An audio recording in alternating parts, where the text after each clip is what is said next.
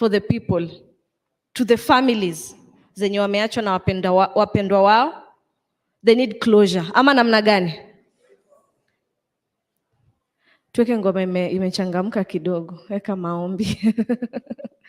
Kazi ya Mungu haina makosa. Ingekuwa binadamu wanatoa ningekosa. Sio jujuni, si keleleni. Turudie tena. Ngoja. Kazi ya Mungu haina makosa. Ingekuwa binadamu wanatoa ningekosa. Sio jujuni, si keleleni. Tene kazi di. Hoya hoya hoya. Hoya hoya hoya. Vicky Fernandez. Nilichopata nikiomba walisema kitakwisha. Nikitoa shukurani hadharani wakasema najamba. Hao binadamu walinipa wiki. Sasa imepita miaka bado wanasubiri. Kazi ya Mungu haina makosa. Twende wote. Ingekuwa binadamu wanatoa ningekosa. Hey. Sio juju ni maombi. Ni maombi. Si kelele ni maombi. Ni maombi. Sio juju ni maombi. Ni maombi. Si kelele ni maombi. Ni maombi.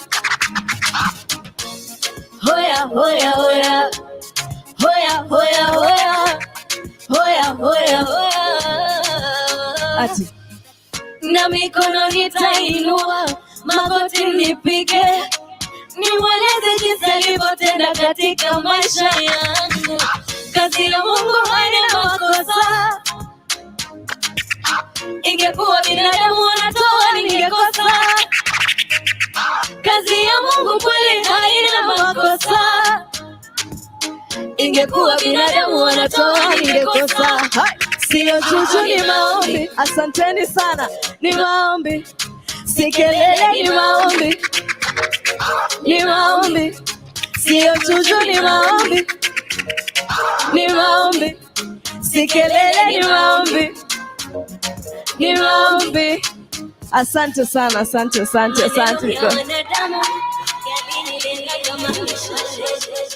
Ila Mungu hawezi kubali uanguke. Alichoanzisha leo lazima atakamilisha. Kazi ya Mungu haina makosa. Ingekuwa binadamu wanatoa ningekosa. Kazi ya Mungu.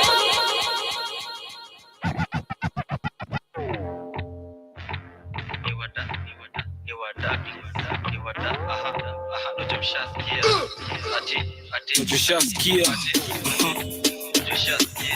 kwa dark please.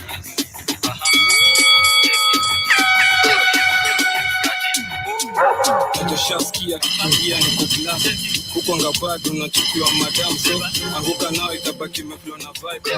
Anguka nao koko single for now. Taki mteja patika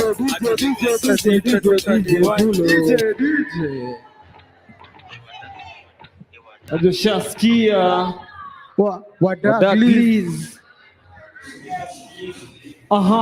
Na tushasikia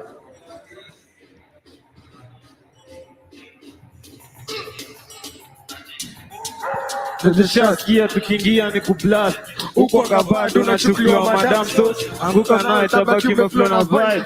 Anguka nao koko single for now. Mdaki mteja patikani hadi late night saa 6 ndo taniwai nikupin location na nikofana na hii sukateka video na post pale MGC jina ni Kantel Kurap ni talent. Anguka nayo. Anguka nayo. Anguka nayo twende down low now. Sana juu ya fit mikono juu alafu click. Uliza pesa alafu one leg. Anguka nayo. One leg check it. Anguka nayo. Anguka nayo. Anguka nayo. Anguka nayo. Check it. Anguka nayo kama uko na new catch. Anguka nayo kona new catch. Anguka nayo kona patina magwash. Anguka nayo round tuko for now. Mdaki mteja patikani kadi late night saa 6 ndo taniwai. ati anguka nayo, ati anguka nayo. na katika Msupa we bajuka, cheza chini kikotezo maduta, anguka nayo teacher, anguka ndani matisho za wadadis babe, ama dali, tangu serikali, juni serikali, tamka asali, unajua ni nani, flow shati, ki, ndo tumeduka hapo dauni, chi, kutekewa mvua daily miti, mana zogo, anguka nayo, anguka nayo, ati anguka nayo, anguka nayo, anguka nayo, anguka nayo, anguka nayo, anguka nayo, anguka nayo kama kuna vilasta, anguka nayo kama patina mabwasha, anguka nayo kwa single for now, anguka nayo, ati anguka nayo, nayo, anguka nayo, anguka nayo, anguka nayo, ati anguka nayo, anguka nayo, anguka nayo, kama kuna new cash, anguka nayo kwa patina magwash, anguka nayo round 2 kwa iba, anguka nayo, anguka nayo, cheki, anguka nayo, anguka nayo, ati anguka nayo, anguka nayo, cheki, DJ, anguka nayo, hey, anguka nayo. A round of applause for the guys, Anguka Nayo. Thank you so much for your patience. We get into another session, a round of discussions as well. I'd like you to help me welcome my set of panelists on stage. The first person that we have is Otsiemo Nyamoya from the Human Rights Watch. Please, a round of applause for him as he makes his way up.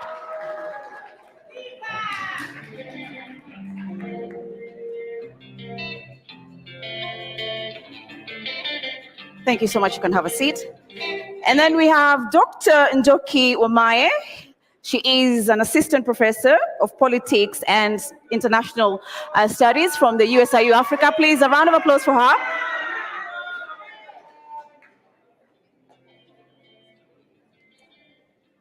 Kwani tumechoka kupiga makelele? Tumechoka? And then the next panelist is Cyprian Nyamwamu. He is from the Kenya Bora. Thank you so much. And then we have Boniface Mwangi, the human rights activist. We all know him. Please. I am Linus Moshigadi. I will be facilitating this round of discussions. Please, karibu sana. Linus. So I want us to begin from where we've come from in terms of activism in Kenya and what brought us to where we are here today. So I will begin from you, Boniface Mwangi. You have been an activist. What has been the changes, the journey, and what has been the difference with this set of protests that we've had in Kenya? The journey began in 1922 when a lady called Nyanjiro stood up on what is called known as Harithuku Road. And she told the men who are there, if you're not going to challenge these police officers, give me your trousers. And from challenging that was the first recorded protest in this country. And that particular day, I think over 100 people died, but the British never recorded how many people died.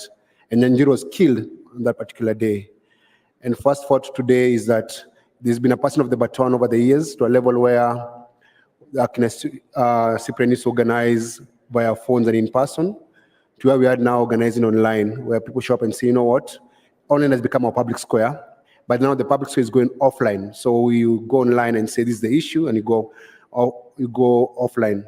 But I think the game changer is most of the young kids in this country are very angry about the state of the nation, and then they are fearless because they have nothing to lose. They are hungry, they are angry, they are unemployed. I was talking to some young people from the gate, and they're telling me, we're so broke we can't even date. You can't even have a girlfriend. You can't even make someone, you can't even think of starting a family, because how are you going to feed that mouth? So when the president decided to bring the finance bill, and it's going to even tax those who don't even have jobs, they're unemployed, with this it's called shift, this thing that is there. The anger just exploded. So where are we at? We are very hopeful as a country. Kenya has changed forever. Let no one lie to it, hasn't changed. That's where we are at. Kenya landscape has changed, and people have reclaimed back their sovereign power. We're in charge right now. And it's like you're trying to push out a baby. It's a very critical stage, because if you make a mistake, the baby might die and kill the baby, and the mother or one of them survives. So you must midwife this process very, very carefully, that is not carjacked. The last few days, you've seen the old fossils, these very old politicians, trying to steal the struggle from the people. They're trying to own that space. And there's a possibility the next 2 days, Saturday is a Harambee Day and Burial Day. So tomorrow they're going to be all over with one agenda to center Raila Odinga in this conversation. And we refuse. That's a very good point, and I would go back to it. Let's hear from Cyprian. From your own perspective, what has the journey been for you in terms of the activism we've seen in Kenya? Well, the journey has been real. It has been tough. We've lost people. I thank God that I'm alive. When we went to committee, we saw the cells where a lot of our comrades in the 1980s died in prisons, including Naivasha, Kamiti, Shimo La Tewa, and all those jails and prisons. The torture chambers that used to be physical at Nyayo and Nyati House are now happening, and our young people are being thrown into swamps. But I don't want to talk about myself today. I want to answer only one question that you've asked. What is different between the struggles that we have been in and this one? Because I think that's something that has been missed in all the conversations I've listened to. And my answer is this. This is the only generation which has refused to be used. The only generation which has refused to be used. And I want to use that to bring the struggles. The Mau Mau, Modoni Nyanjiro was the mother of the Mau Mau. If you look at it, the Mau Mau were used. They died, they were deprived of land, they were kept in cells and in jails. Dedan Kimathi died, but they were used by the home guards, the Kenyatta, the Jomo Kenyattas and the home guards who took over power. Then the second liberation, which we died for, we went to jail for, to bring back Section 2A. We were again used. The people who took over power were not the people who were in the fight. Then comes the Kenya Constitution 2010, which the likes of Osieno and myself and all of us in Jokia invested our lives in. Who is the beneficiary of the Constitution of Kenya 2010? William Ruto. The one who said no is the one who is the president. Uhuru Kenyatta, who was against the Constitution, and Rigathi Gachagua are the people who are the beneficiaries of the Constitution. Again, we were used. This is the only generation since Kenya was established as a colony. Kenya became independent. We only have one generation which has refused to say, which has said, you are not going to use us. Raila every time uses dead young people in the streets to negotiate handshakes. 2007, the numbers who died 1,000, by the way, the number was more than 7,600, but we used the number that the government gave us. Then we went into handshake. Comes 2017, hundreds are killed. Power is shared. Then we come to 2022. Last year, you saw 75 died. They were used to form NADCO. The young people are saying there is not going to be another dialogue where you are going to use our deaths to gain power. So I have to give it to these Gen Zs. I have to give it to them. that they have stopped something tragic, treacherous that has been going on about Kenya. And this generation has said, no more using our blood, our sweat, and our tears to negotiate power. Thank you so much, Cyprian. Dr. Njoki, rallying on the conversation here, the journey. What is your perspective? Just something, and thank you. I'm glad we are talking about the journey, because the last 3 weeks, if you even try and get into any of these spaces, it's impossible. You don't have 100,000 followers to speak. So I'm happy we are here acknowledging also the journey. So, and we can look at it in 3 phases. Of course, before independence, Mau Mau and all the rest, like Muthoni Nyanjiro from 1922. Mau Mau is our DNA. Resistance is our DNA, right? Don't ever forget that. For us Kenyans, only 2 countries resisted the British or the French violently before 1970. Later we had the Portuguese resisting. But before 1970, there were only 2 countries. And one was Kenya, and the other one is which one? You know, I'm a teacher. Yes. Algeria. Yes. The liberation front in Algeria. In Africa is only those 2 countries. So, and it's because of the Mau Mau, and you know the guerrilla warfare that they fought. So resistance is our DNA.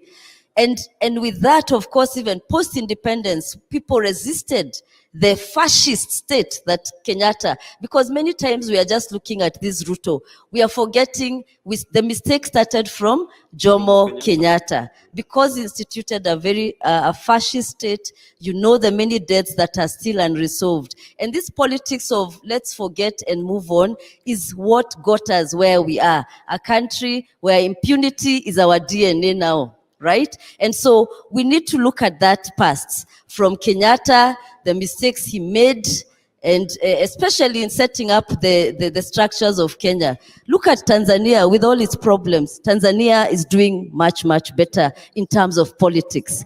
Kenya, we keep bragging about our economy. So what? The economy, if you don't have your rights, those chapter 4, the Bill of Rights, not just the what do you call it, social and political rights, but also the economic rights. But the social and political rights are the foundation that offer you the space to demand for the others. And the social and political rights, which are enshrined in chapter 4, they should be protected. We already have them. And that's why we are saying, for me, I'm saying, let's not get excited with his changing ministers, because they'll still come back. We should be looking at chapter 4 and chapter 6. Chapter 4, our rights. Our people have been killed. Young people have been killed. These universities where I also teach, they're quiet. You know, so till we have justice, till we have the killer cops arrested, till Koome is gone, you know, and those are some of the things we are saying must change. Then we can deal with, as we deal with the rest of everything. But having said that, it's a good moment. I think Gen Z is probably now what we can call the third liberation. This is I think we've now entered the third liberation. And the second liberation, and I'm glad we are here in this hall. Those of us who don't know, this hall is a very important hall, Ufungamano. And Cyprian is here.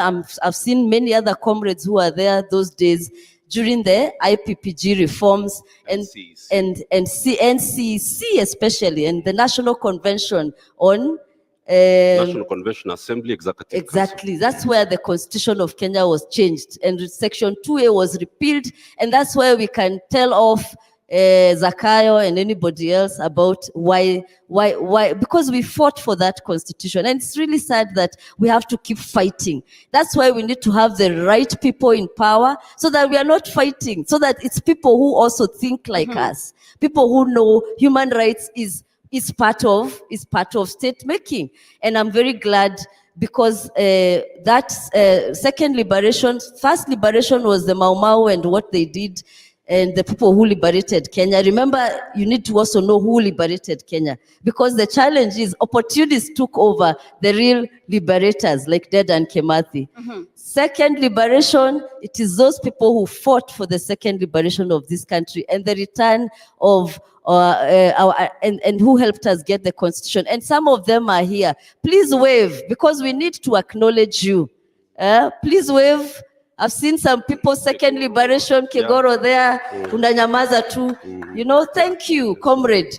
Because we have to, many of us, especially the new Gen Z activists, we are forgetting the journey. When you get that pace, remember, this is a marathon. People have died, people have been there. What do we call them? The social justice centers have been killed on the streets, have been walking in these streets.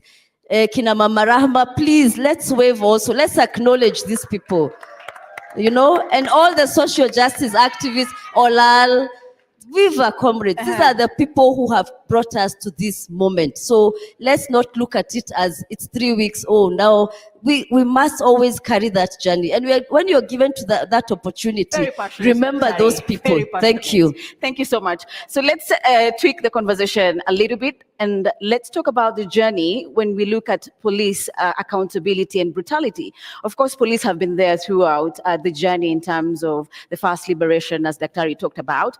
But with the new Constitution 2010, there was different expectation in terms of how they would engage the protesters. So Otsiero, take us through how the journey has been and how do we make police accountable? Thank you. My name, I'm called Otsieno Namwaya. I work with Human Rights Watch, but I will also speak more broadly because I've been an activist since the 90s. First of all, I think last week or early this week, I had somebody say in Parliament, I think it was Danson Mugatana, that this is the third liberation. The second liberation there was in the 90s, and then there was the independence struggle.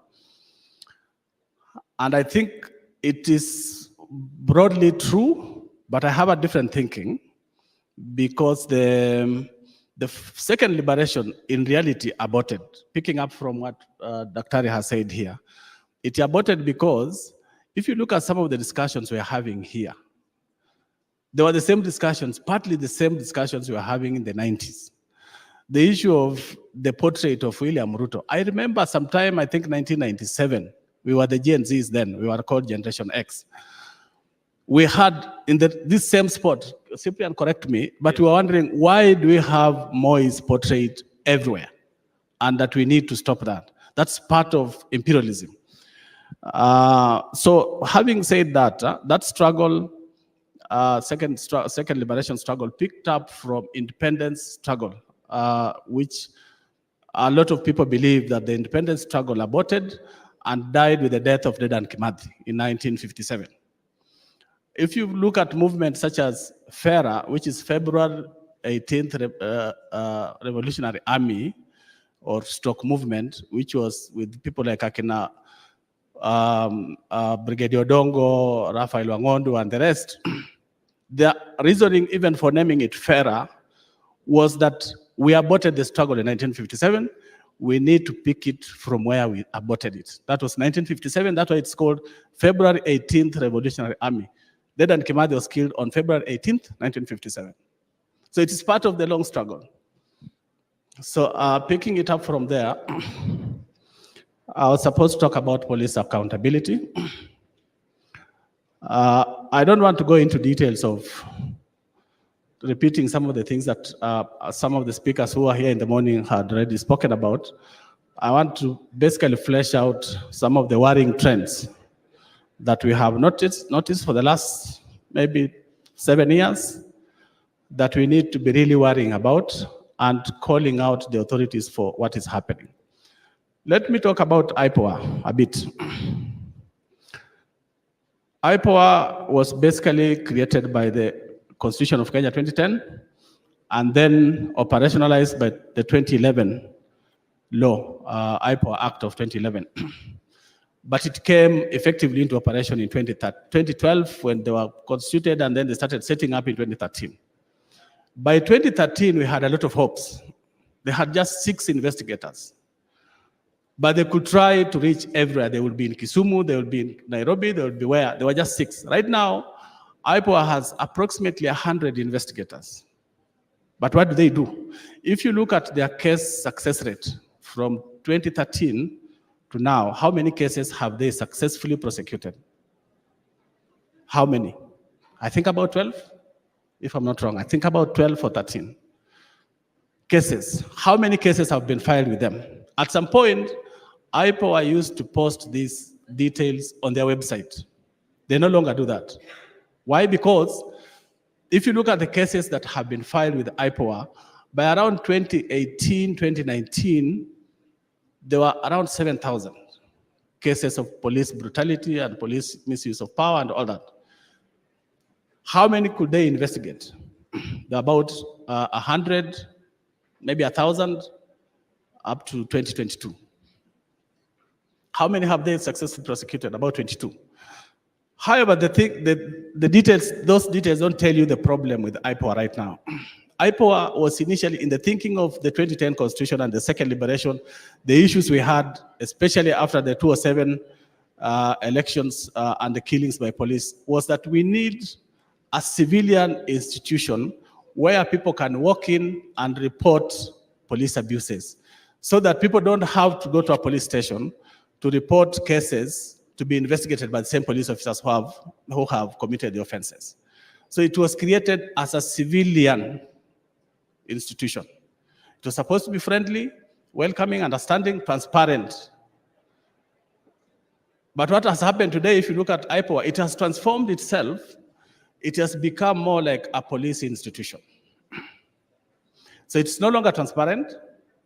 Those cases they used to post on their website showing how many have come and which ones are killings, which ones are torture, they no longer post that.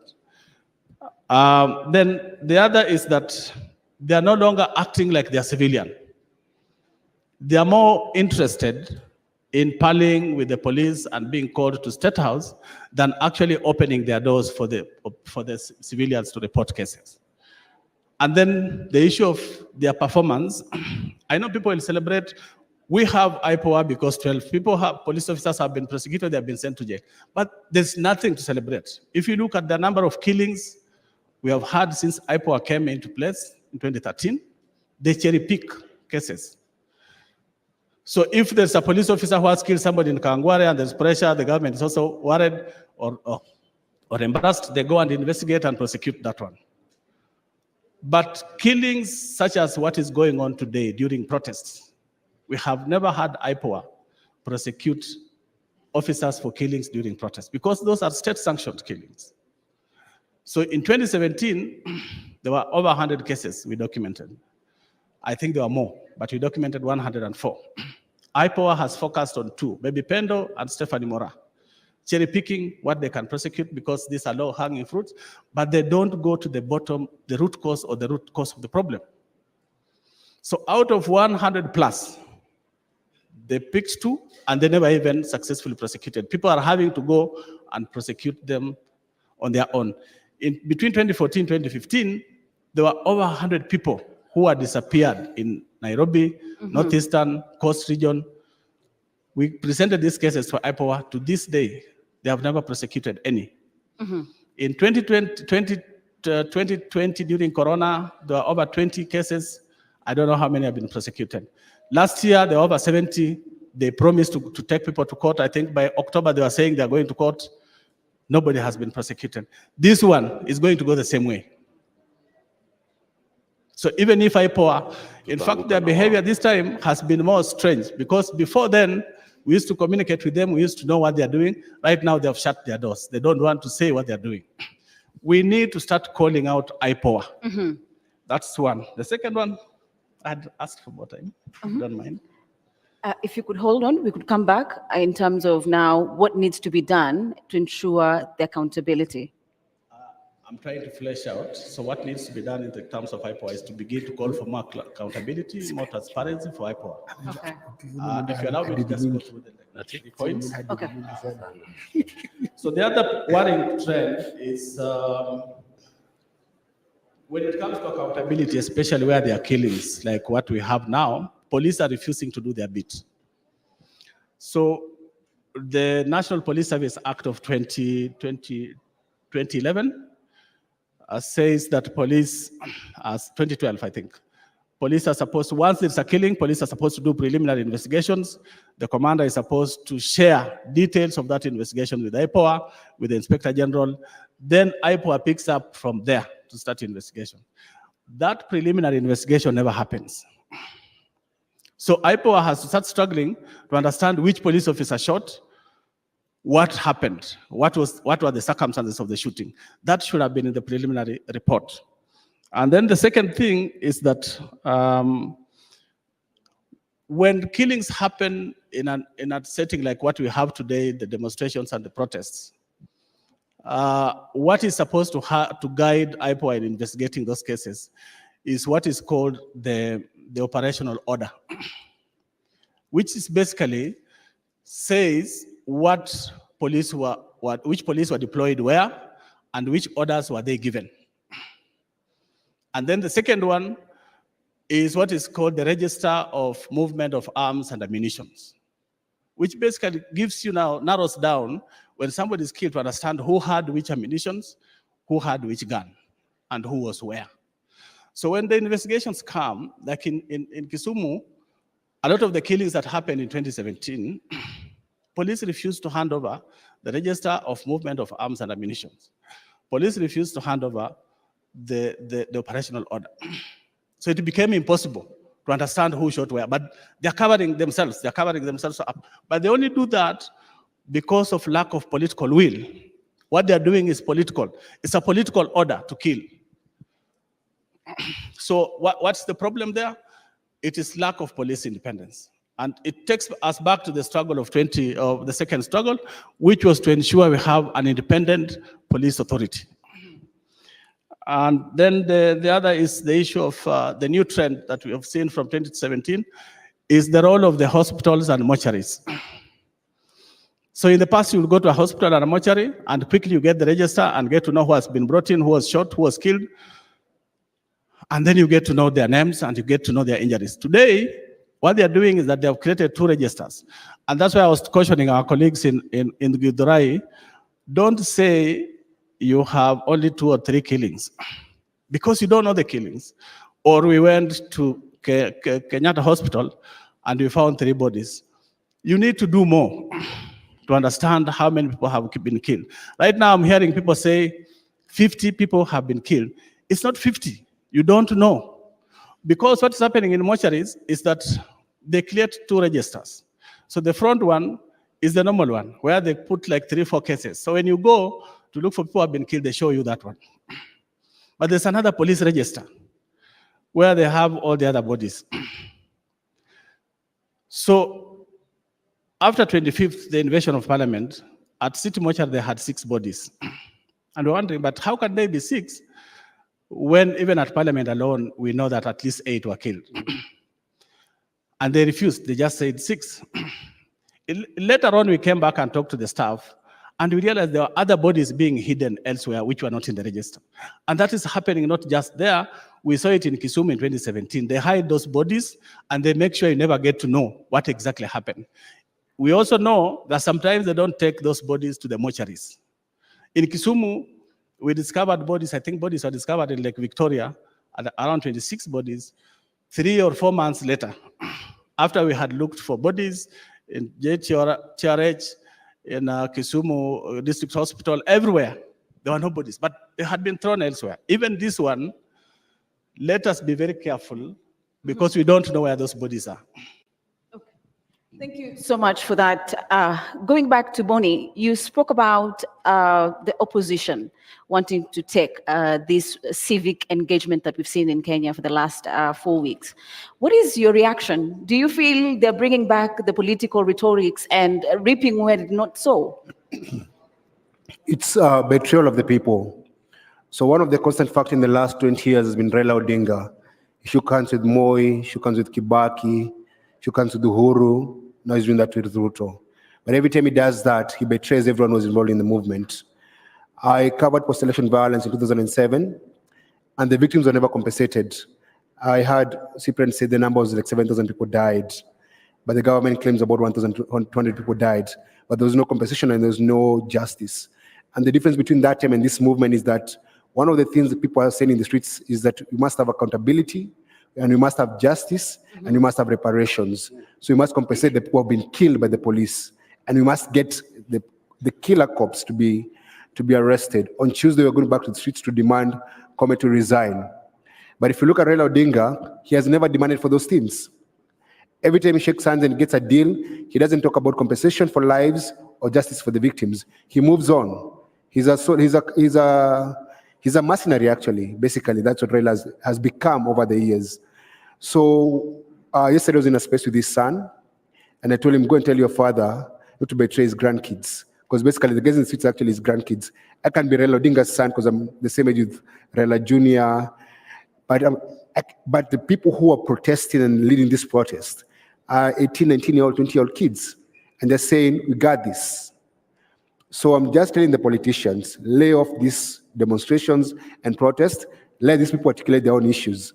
And the thing about dialogue, how do you go dialogue with politicians and it's the kids in the streets? And all they're asking for is the upholding of the Constitution. There's no new ask by these young kids. They're not saying that start new laws. No, they're saying the existing laws work. Implement the Constitution fully. That's where the fight is at. So our ask for everyone who is here and people who can talk to Raila Odinga and online and offline is tell him not to make this movement a barrier issue this weekend. Because what politicians do over the weekend, they go to churches and burials and try to set the agenda of the week. And what they're trying to do, when they do that, they're deflecting young people and make them keep off. Because the reason why they're in the streets, they're saying they're tribeless, they're partyless, and they're leaderless. But the moment someone's trying to insert themselves as their leader, you just spoil everything. So I think it is in bad taste for someone who's not in the streets in this particular, the last 3 weeks, and people have died to come in and try to speak on their behalf. Those kids know what they want, and they're saying very eloquently and loudly, let them speak for themselves. Cyprian, from your perspective, you've been at it for long. Perhaps how does the protesters keep the momentum as it is and to ensure they're not divided by the politicians? Because that can be a mechanism in which now they separate this. Three things very quickly. The first thing is what Bonnie has spoken to. Be united around the issues, set the agenda. And what the Gen Zs have done is that they have published their agenda. That's the first thing you do if you want to remain united. That's very, very important, that the agenda is clear, you publish it, and you own it. They have even said that the leader is the issues. The issues are their leader. The second thing you do to keep a movement together is that you hold everybody accountable who is involved in the process and in the struggle. And the young people have managed to do things we were unable to do. I don't want to give you details, but let me tell you one story. In the year 2000, we were 1,500 of us here, and we only had 2 mobile phones, James Orengo and Munuve. And a priest, a reverend, I don't want to name him today, asked for Munuve's handset. He didn't know, don't name them. And he went out there to speak, but he did not know how to operate the mobile phone. But it was State House which was speaking to him. So when Munuve was given back his phone, he realized that it is State House which had been speaking to the convener of the meeting. That's why I didn't want to name him. And so you have to ensure that the infiltrators do not divide you. And that's why I'm really saying kudos to Gen Zs, because they have identified the infiltrators and they have ensured that they are flashing them out. That is extremely important. People should know, and what you've done, what they have done is really powerful, because they have even moved out of people's YouTube and whatever, so that they pay the price. Which some of these things, we didn't have these things in our days. Finally, which is what I want to really speak to, the Gen Zs do not know how to deal with it. You are never going to go to the streets and you are not infiltrated physically.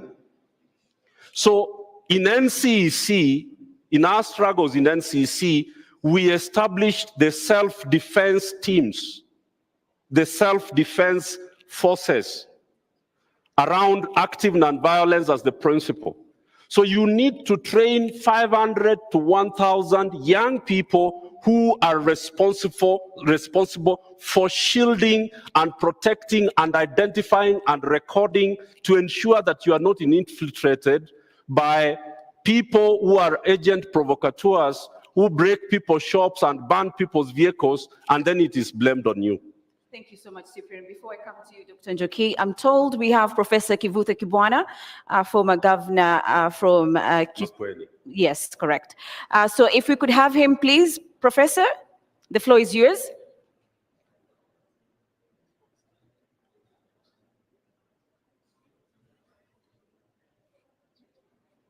Hello? Thank you so much, Prof. Please carry on. Okay. First of all, I really want to, put my hat off for these young people, the Gen Zs, who have done something one can equal to the Mau Mau of the 50s, not even the NCA, NCC struggle of the 90s, and this is huge.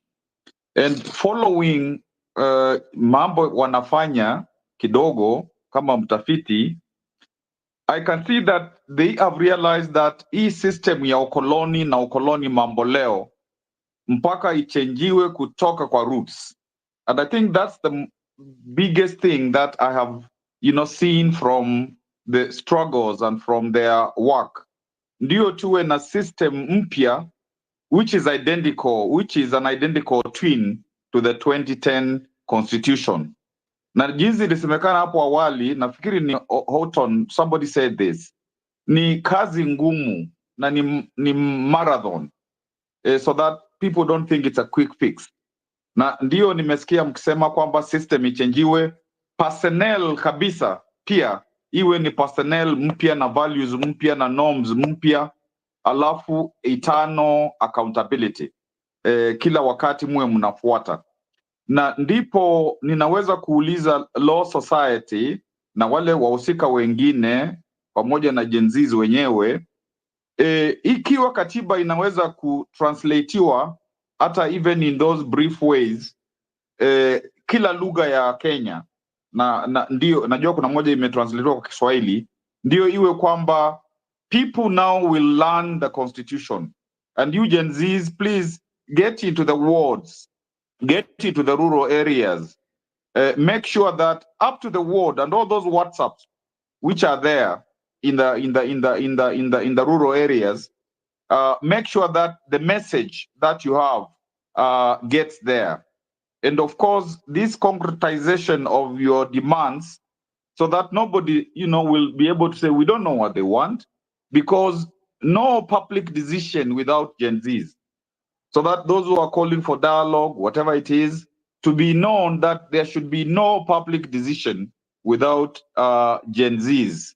I think that becomes very, very, very important. And the Occupy movement, my understanding of this movement from watching, listening, and so on, is you occupy any institution, you occupy any space, so that you get out the old ideas, the old values, and then you infuse new values within that particular movement. So it's symbolic, and that's why the artists, the comedians, and so on, the energy they are bringing and the innovation they are bringing in terms of really trying to change our country is very, very important. Because before, comedians were said, these are just people who make others laugh.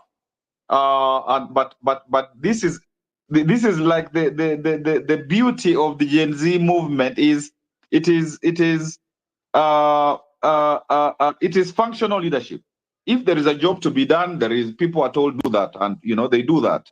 It is not the hierarchical thing that the system wants, so that they can pinpoint who are the leaders that we can buy, or who can we actually replace their leadership with the functional leadership, with our own leadership, people that we ask to be leaders, so that they can derail the movement. And so please continue with that complexity.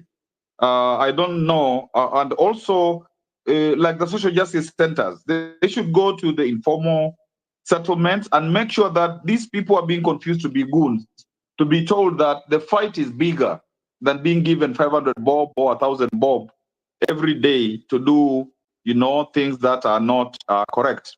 If I was there was 2 minutes, I could read a poem I wrote in 2021 for young people of Africa, but I don't know whether there is that time, because I know that many people want to speak. But Law Society, please continue with this citizens assembly, because this is important, and all those ex-space bunges, they are very, very, very important for the future of our country. I don't know that I would have 2 minutes to read a poem which I wrote for young people. If there is, yes. If not, another time. Do we have the 2 minutes, Director? Please carry on, Professor. If you can shorten them. I can do so. Please do so, but if you can put it more tightly because of time.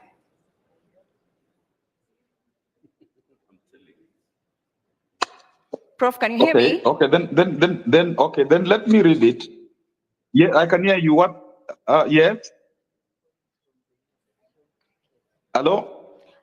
Please repeat, Prof. I couldn't hear you.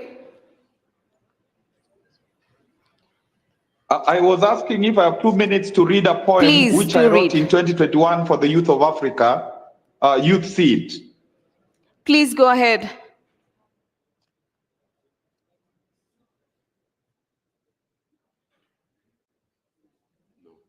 Prof, can you hear me? Can I do so? Maybe somebody else? Yes, I can hear you now. Yes? Yes, you can do so, please, kindly. Okay. Youth Seed for the youth of Africa. If Africa is eclipsed by a dark continent, the sun to beam humankind's oasis of civilization is a swarming rays of youth. Some say Africa's youth is unschooled, restless, boisterous, uncouth, high voltage. However, young people are the eternal reservoir for nourishing Africa's modernity.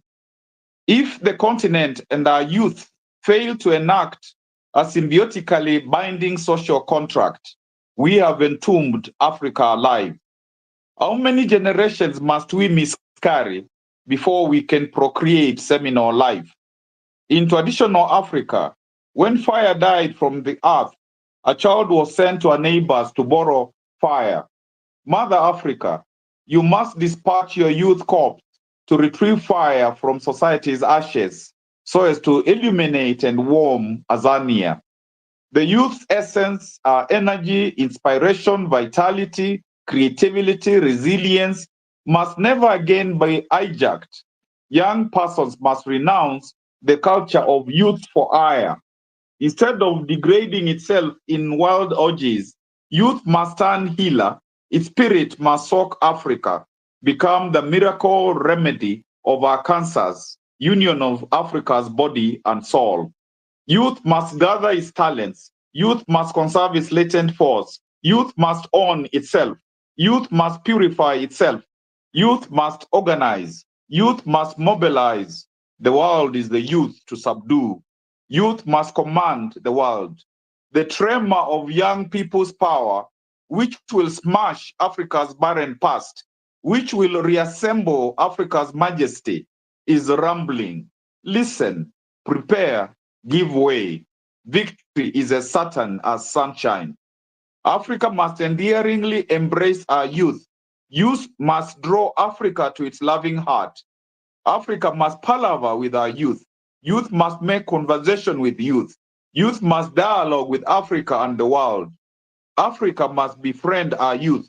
Youth must reinvent love. Youth must proclaim we must live love. Youth must transform itself worthy heir of Africa's struggle tradition during its pilgrimage to Africa's bosom. Africa's youth must open its eyes to survey the panorama of opportunity as it prepares to awaken the snoring, lethargic proverbial giant. Africa's renaissance is youth renaissance. Africa's youth, the future is here. The future is the present. The future is now. Just to finalize, because it's long, youth must birth our Africa.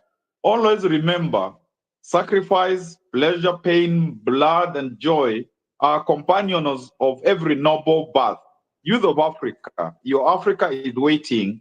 Don't keep our people slaves any longer. Unchain their mind. Let them be truly free at last. Africa and your youth, where is your redemption anthem? Thank you. Thank you so much, Professor. Let's give him a round of applause. Thank you so much for your perspectives there. Before we round up, I'd like to get closing remarks from Dr. Njoki, and then from Boni, and then Cyprian, and then Namwaya, correct. Do you think what the president has done is good enough in terms of ensuring there is accountability, even as he forms the next cabinet? For me, as somebody who researches politics, and I have researched Kenyan politics for long, I do not think there's so much more that can be done. Remember, these are politicians, people, and now that's what I was telling people on Twitter. It's nice, yes, we all wanted, of course, they get rid of the cabinet, but where are they going? Have you checked how much money they're still going home with?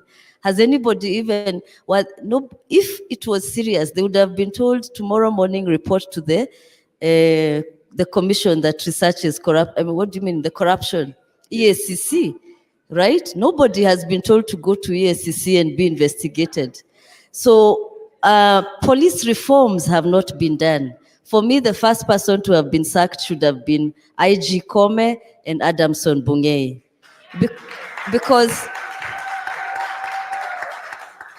and police reforms, if there's a country that is desperate for police reforms, is Kenya. You know, and not just police reforms, the whole security sector reforms. In 2000 and after now, the new constitution, a lot of money was invested. Even the British, I know they were leading in security sector reforms. What did security sector reforms do in Kenya? They were bought new uniform. Those days they never used to have those swanky knee pads and I don't know, all those maroon things they're wearing to protect themselves. They never had them. They used to show up in just wearing their uniform. So police reforms just bought them more equipment to harass citizens, right? So till police reform is done, and until we get an IG who believes in human rights. Remember the police training. Many of you, if you've ever talked to any police officer, they'll tell you, the first thing they are told, Rayani adui yako. Can you imagine? Rayani adui. And then when they are being trained there in Keganjo or in the GSU, Embakasi or wherever, they are given very also torturous and inhumane treatment in the training. And they are told, tunafanya hivi ili tutoe uraia ndani yako. Can you imagine? So how do you expect such a person to protect your rights, right? That's why even the other day I was in a government building and I had to talk to the police officer. And I'm so, these days I'm just so pissed off even seeing them. And one of them, I asked them, but why did you people kill our young people? He said, tutaua hata zaidi. That the arrogance. So it is, and I was asking them, were you trained like that? Where does this thinking come from? So till we get a security sector that is reformed, and security sector is a long path, but the most visible is the police. IPOA, you can hear we have problems. Inside the police, there's usually also an internal unit for investigating police human rights violations police course. And according to sources, because I've met some of those people, they'll tell you the current IG doesn't like human rights at all. So if there's a unit that has been frustrated, and maybe even that's why IPOA is behaving that way, is because of the frustration at the person at the top. Remember also we are dealing with a president who has never been on the right side of human rights, ever. You know, everything he does is cosmetic. You know, and hata kama inaitwa nini, even if a chameleon changes the color, the DNA remains. So till we get a president who respects human rights, because as I said, if chapter 4 of the Constitution, which is a Bill of Rights, is not respected, we cannot enjoy any other right. Those are the first degree human rights. And that's, you know, what we are saying, the freedom of assembly, freedom of speech. And that's why young people are all trying to go to Europe, because there, you know, I can protest every day. If you go to France, Paris, even they have an, you know, the name for being on the strike is manifestation. French people in Paris, even every day there's a strike. Every day they are on the road. They are what do you call it? They are protesting. How many French people have been killed? Or have you heard about the killings? Only one, which was like 3 years ago. If you check even now on the internet, the French are always on the street. That's the country we want, a human rights state, a country where everybody's rights are respected, that you can wake up, you can go and protest like Rex Masai did, like Bisley Kogi, like David Shege, and you still go home and you feel that that's what we want. So for me, 3 things have to happen. Police reform. And so all, even now, if that hashtag of, what do you call it, Kome must go, Bungei must go, has to join Ruto must go. We have a problem because the president has never believed in human rights. And that's the biggest problem. So when we have somebody at the top who doesn't believe in human rights, who doesn't believe in the Constitution, because people can say a lot of rhetoric, look at the history. The history betrays them. So maybe they can change. I'm not saying they might not change. Hopefully, this generation, this third revolution, it's not actually a revolution. A revolution would need radical change of everything, like, you know, the French Revolution and others. But I hope we can have radical changes. We must, of course, I celebrate Gen Z, I celebrate millennials. Bonnie and I and many others, we are millennials. Gen X, these are our colleagues. So also this idea of exceptionalizing Gen Z is good, but remember all of us have been involved in this, and it's been a journey. This should actually be Okoa Kenya or Liberate Kenya movement, because all of us, we are tired and we want to liberate our country. This is the only country we have. I lived in the UK for 10 years. I came back because we want to change our country. So, and hatuendi pahali pengine, ni hapa tu. We are going to make this country those countries that we want, where human rights are respected. Thank you. Thank you so much, Daktari. Otiemo, coming to you. From your insights, clearly, IPOA has failed. How do we now ensure that even as an oversight body remains accountable to Kenyans in light of police brutality? Very few remarks. I think the failure of IPOA should be seen or looked at in the broader context of the failure of the many accountability institutions that we created under the 2010 Constitution. IPOA was just one of them, and IPOA was to do the actual investigation and prosecution. But there was also the National Police Service Commission, and I think internally there was the Internal Police Affairs Unit, and then there is the Kenya National Commission on Human Rights, which is supposed to, actually its decisions are usually supposed to be at the level of the High Court. They can hold public inquests and pass decisions. So the problem is that I think we moved our feet on the pedal a bit, and the state took over, and these institutions have systematically been weakened. So we need to start reclaiming their independence. We need IPOA to work independently. We need the police to be able to be allowed to work independently without political interference. We need a National Police Service Commission to do what it was meant to do, because the law was changed and then they became something else. And we need all these institutions to be brought back to what they were initially supposed to be. Otherwise, without institutions working, look at parliament, what's happening. It's just part of a deliberate attempt to weaken the institutions and recreate an imperial state that people fought against in the 90s, in the 80s, in the 70s. Thank you. Thank you so much. Bonnie, as we wind up, what are your closing remarks? And possibly when we look at governance, of course, there are many arms of government that are there and other institutions. From the role of judiciary, we've not had them coming out and even commenting in terms of what has been happening. As you close, what would you want maybe the judiciary to be very keen on, especially given the police brutality and what we've been seeing? Wow. I don't think there's a police officer in jail for killing a peaceful protester. They rarely do that. I think one of the things that we blame the judiciary on is that they are independent, but they do not have the courage to jail big perpetrators. We look at Governor Obado and the case about Sharon that happened about 6-7 years ago. And a murder happened, but the man is still walking scot-free. And the same man has another case in court about corruption. So the man is actually a repeat offender. Shouldn't even have bail. So you realize that sometimes the judiciary says you're innocent until proven guilty, right? But in this country, you're guilty until proven rich, because rich people do not get the same laws that apply to poor people. My closing remarks is actually that if we could get people to do their work that they're paid to do, Kenya would be very, very far.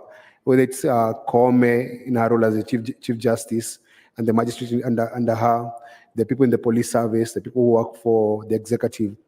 The problem we have is that this country is run by one person, that's the president, and he calls the shots. So you find that a body like parliament is not independent. It's a rubber stamp for the executive. That's why when they passed the bill, they took it to State House to go, you pass your finance bill, it's here. And we need to teach those people who do that a lesson. The beauty of the past 3 weeks is because now we've taken back the power, we're going to set the rules and the tone on how they behave. So right now we're in control. So you can be able to say, these are expectations. I think the judiciary should be able to come and say, we're going to have, they actually have special courts on economic crimes. But can you have a case listened to and conclude within a year or 6 months? You have to realize the people who steal a lot of money are very powerful. Mm-hmm. And they learned something from Patney. Patney was able to buy the entire judiciary and the entire opposition when he stole Goldenberg. And by doing that, he made it easier for people who steal later on to steal enough to bribe everyone. I was just looking up about Anglo-Leasing because of the killings in Mukuru, because Kenya doesn't have a proper forensic lab. But 22 years ago, would have bought one with Anglo-Leasing money. Anglo-Leasing money was stolen. The thieves were never convicted, but guess who was found guilty for defamation? John Githongo, the whistleblower. So you see how injustice the justice system is. So my prayer is, as we reform this country, we get men and women of integrity like our President Faith Odhiambo, who you can believe in and stand and say that if she's in that position, you're safe. And it's very, very important. So the Kenya we want, power. So the Kenya we want, as I conclude, I want the Kenya we want to have the Kenyans we want in that Kenya. Kenyans who believe in integrity and who stand up for their rights. We are standing up for our rights. May we never sit down, ever. Thank you so much, Bonnie. Cyprian, as you wind up, what are your closing remarks looking at issues to do with governance? Because it doesn't end with the president. It also trickled down to our counties. Thank you very much. I want to say that there are 4 things that the Gen Z Occupy movement wants changed in Kenya. They are saying that Kenya has lost trust in institutions, transparency has collapsed, and accountability. Number 3 is that discipline has gone, and finally respect has evaporated. Those are the 4 problems that the Gen Z movement and the Occupy movement has identified. They are not just about the presidency, but you've seen the occupation even of churches. Nobody's going to be spared. What do we do going forward? The sacking and the dissolution of the cabinet by President William Ruto is not enough. It is one of the 6 things that must be done. And just allow me to say what the 6 things are that Ruto must do before we can go back to the budget and the finance bill. The first thing was to sack cabinet. The second thing is that he must overhaul, change the leadership of parliament. There's even a court case I've seen to dissolve parliament because it is not constitutionally constituted. Number 3 is that we, and I hope Faith can hear me on this, Faith, we must establish a judicial commission of inquiry that tells us what happened during the protests. Who killed the protesters? Who burned police vehicles? Who torched the county government offices from Embu to Nairobi to Kikuyu assemblies all over the country? A judicial commission of inquiry is a must. Number 4 is that all the security chiefs, Kome, Bungei, but we are not talking about the Director General of DCI. That is the man who's killing our people. That's the man who is abducting our people, Amin. Why are people not talking about Amin? You were at Amin's office. He told you that he is not the one abducting, but he does not know who's abducting. So he must, that's number 4, and it's extremely important. Number 5 is that the military must move from the streets by going back to parliament and rescinding the instrument that brought them to the street. Number 6 is that we must be allowed to recall all the members of parliament who said yes. They must be recalled. They must be recalled. After we do those 6 things, the list of 14 irreducible minimums will kick in. Number 1 is that CDF must go. We are saying that we must close down all the offices that are chewing up our money.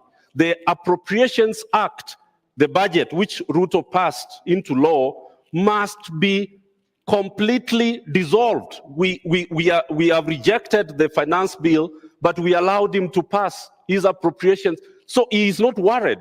He has money and he has been allowed to spend. So he's not having problems. We must deal with the Appropriations Act. So going forward, the pressure must not be reduced. The pressure must be increased until everything is achieved that is on the list of the things that Ruto must do. Thank you so much. Thank you so much, my panelists. Unfortunately, we've run out of time. There is another set of panel. And Minocha has kept saying women. So many women, during the first week of the riots, you saw how many women came out, and young women, and it's sad that they've gone behind so in many revolutions or springs, after a revolution, women are put behind and then men lead. So we must not allow that.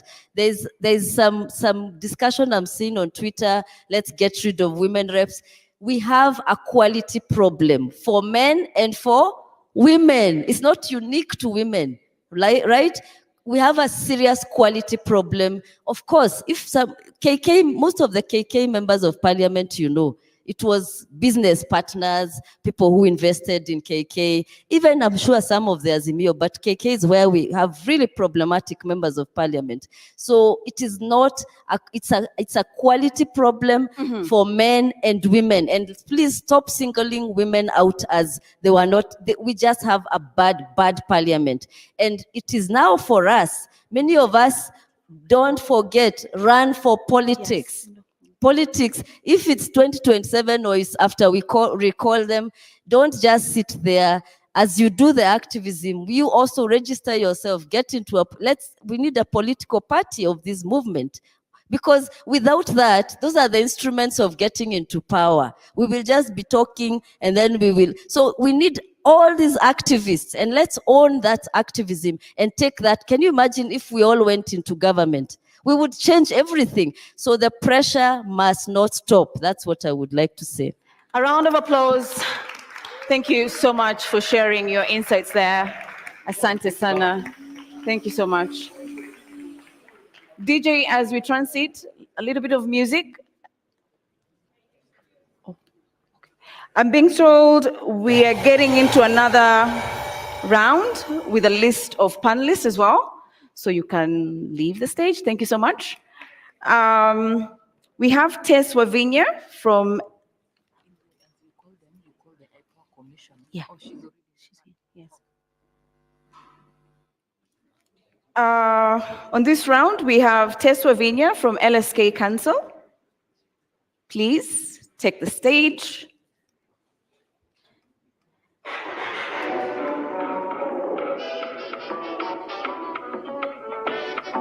We have a youth fund that, if not properly handled, can be a time bomb that can blow this country. Is Tess in the house? Thank you so much. And then we have Joshua Okayo. He is one of the victims that were abducted, and he is a student leader from Kenya School of Law. Please take a seat. To make the conversations more interesting, we have Commissioner Fatima Mohammed from IPOR.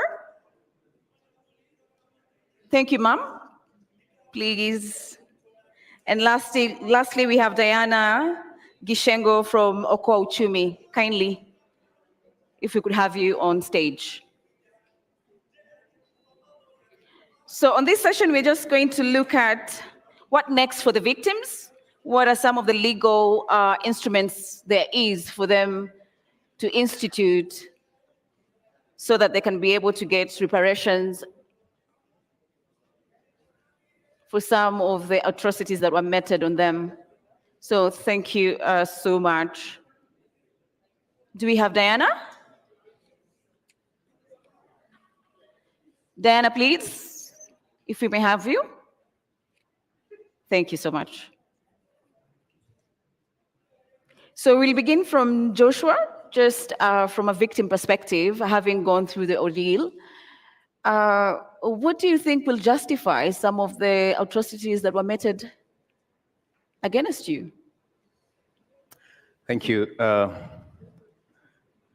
Nothing will justify the atrocities meted against me. And all those other people, the young people who were abducted, some of whom have since been found alive, but others who have been sadly found dead. Nothing justifies such actions. So yeah, nothing. Okay. What are your first actions that you would like to get out of the way if you had that opportunity to institute legal actions? Mm-hmm.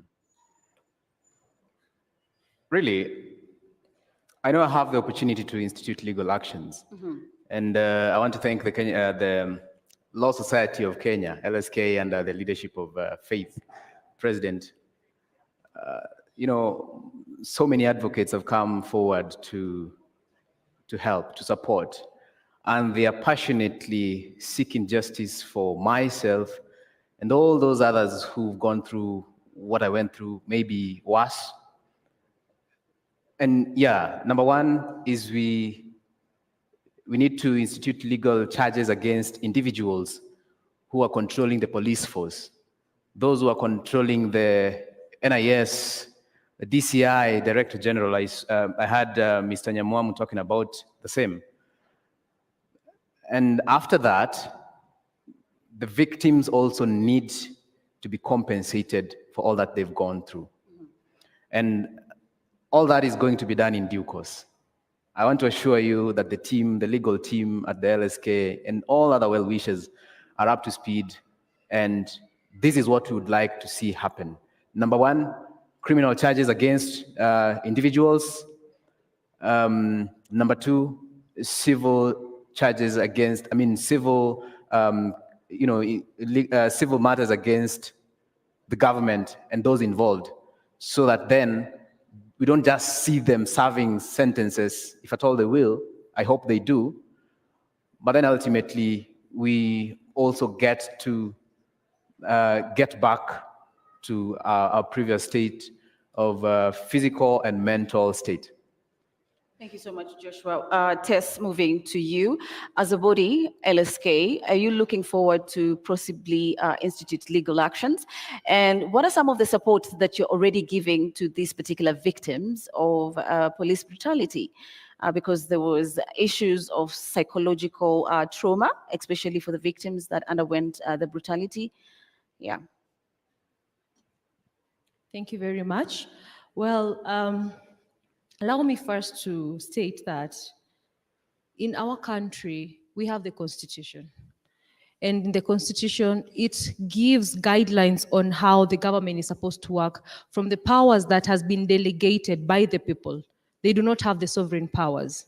And it's also from there that such bodies like LSK are formed to keep checks and balance to the government. Now, as you've asked me, what are the measures that have been taken? As LSK, our first mandate is to uphold the rule of law.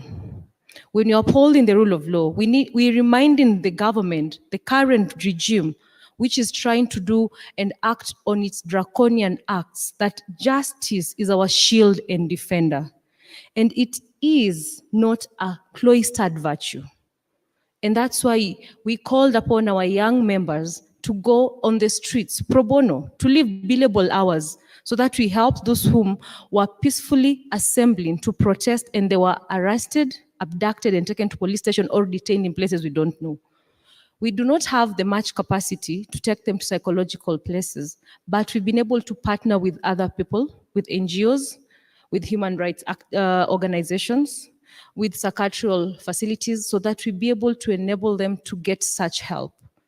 Because we are not in normal times anymore. We are in abnormalities. Someone goes to the street to protest, they don't go home, their families are scared, they don't even know where their child has gone to. When you call the phone, no one answers. A good example, the KSL student seated on my left. We got information of where he was found in Moranga. I was the key person to get that information. And it was so unfortunate that he couldn't even comprehend or even want to speak. So it's only God who knows what he went through. And this government does not even care about that. So the measures that you're taking as LSK is you're reminding the government to uphold the rule of law, because justice is not negotiable. Stop abducting people. Why are you hiding them? If you're doing the right thing, you will not be abducting us. You will not be hiding us. You will not be detaining us. You will not be killing us like Denzel. So we are calling upon all wishers, especially these organizations that has such facilities. We've been able to partner with several that are helping them to go through that trauma process so that they may try to get rid out of it. But as we all know, trauma does not end. Something can trigger it at any moment. But our president does not care. He thinks he runs Kenya, and Kenya is not his. We need to remind him, as a Kenyan, he needs to ask himself, what are you doing for your country? And not what the country will do for you. And he's destroying our country. Thank you. Thank you so much, Tess, for that. Commissioner Fatima Mohammed, thank you so much for joining this panel. Previously, from our discussions, one of the panelists actually pointed out that IPOA is failing on its job to do its mandate, that is to oversight. From your perspective, in light to the process that has happened, what is IPOA doing? Thank you very much, and for giving us this opportunity to come and highlight exactly what we are doing. First, we have to understand the mandate of IPOA. The mandate of IPOA is to oversight the police in holding it accountable into doing its work. Two, and to ensure professionalism in police work, and to handle how to handle complaints independently. That's a clear mandate of IPOA. What are our functions? One is to investigate police killings and police causing serious injuries. And that's where we are at this particular time.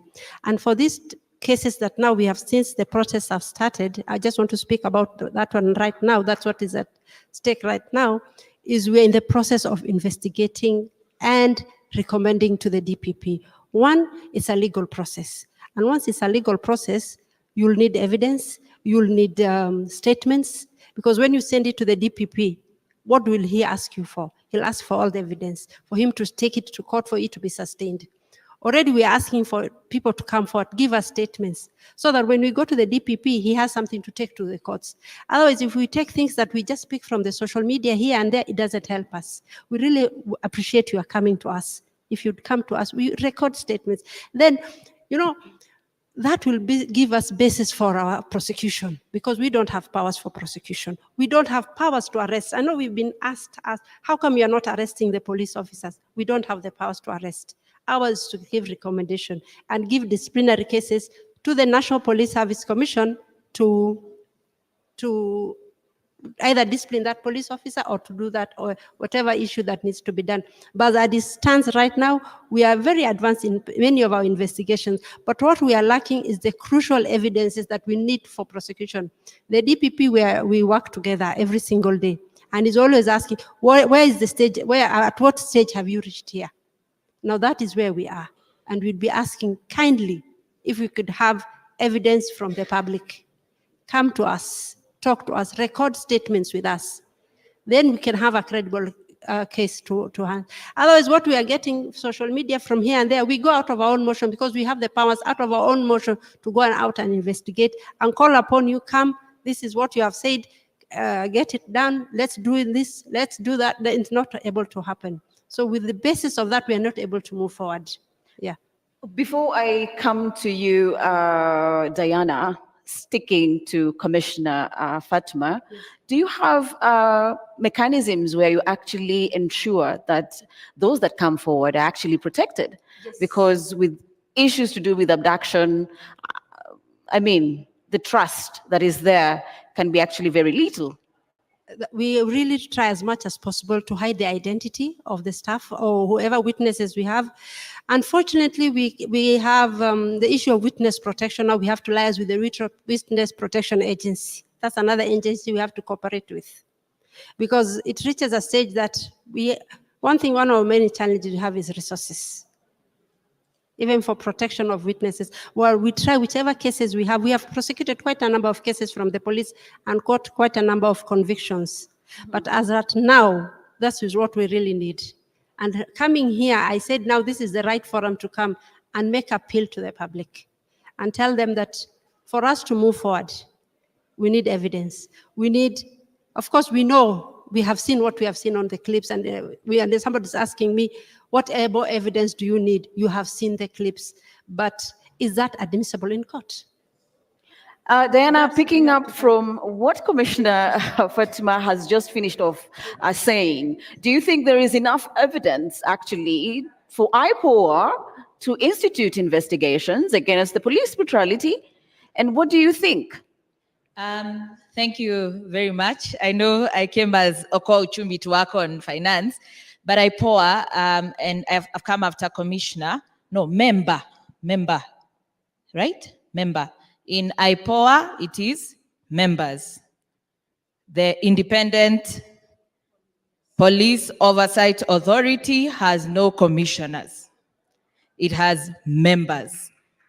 And it was a very deliberate thing in the language. It was very different from Article 59 commissions. It was Independent Police Oversight Authority. It had independent members. In the last composition of the membership, they declined government vehicles because of how much they needed to be impartial. According to the Act, they have powers to first and foremost monitor, not investigate, monitor. So as Gen Zs and Kenyans are reporting about incidences of police brutality, IPOA has a legal mandate to monitor. We ought to have seen their statements before anybody else. They have full powers to investigate and move straight into a judicial inquest. Where is the inquest so far? Bodies are lying in mortuaries with police bullets. What else do you need? What else do you need?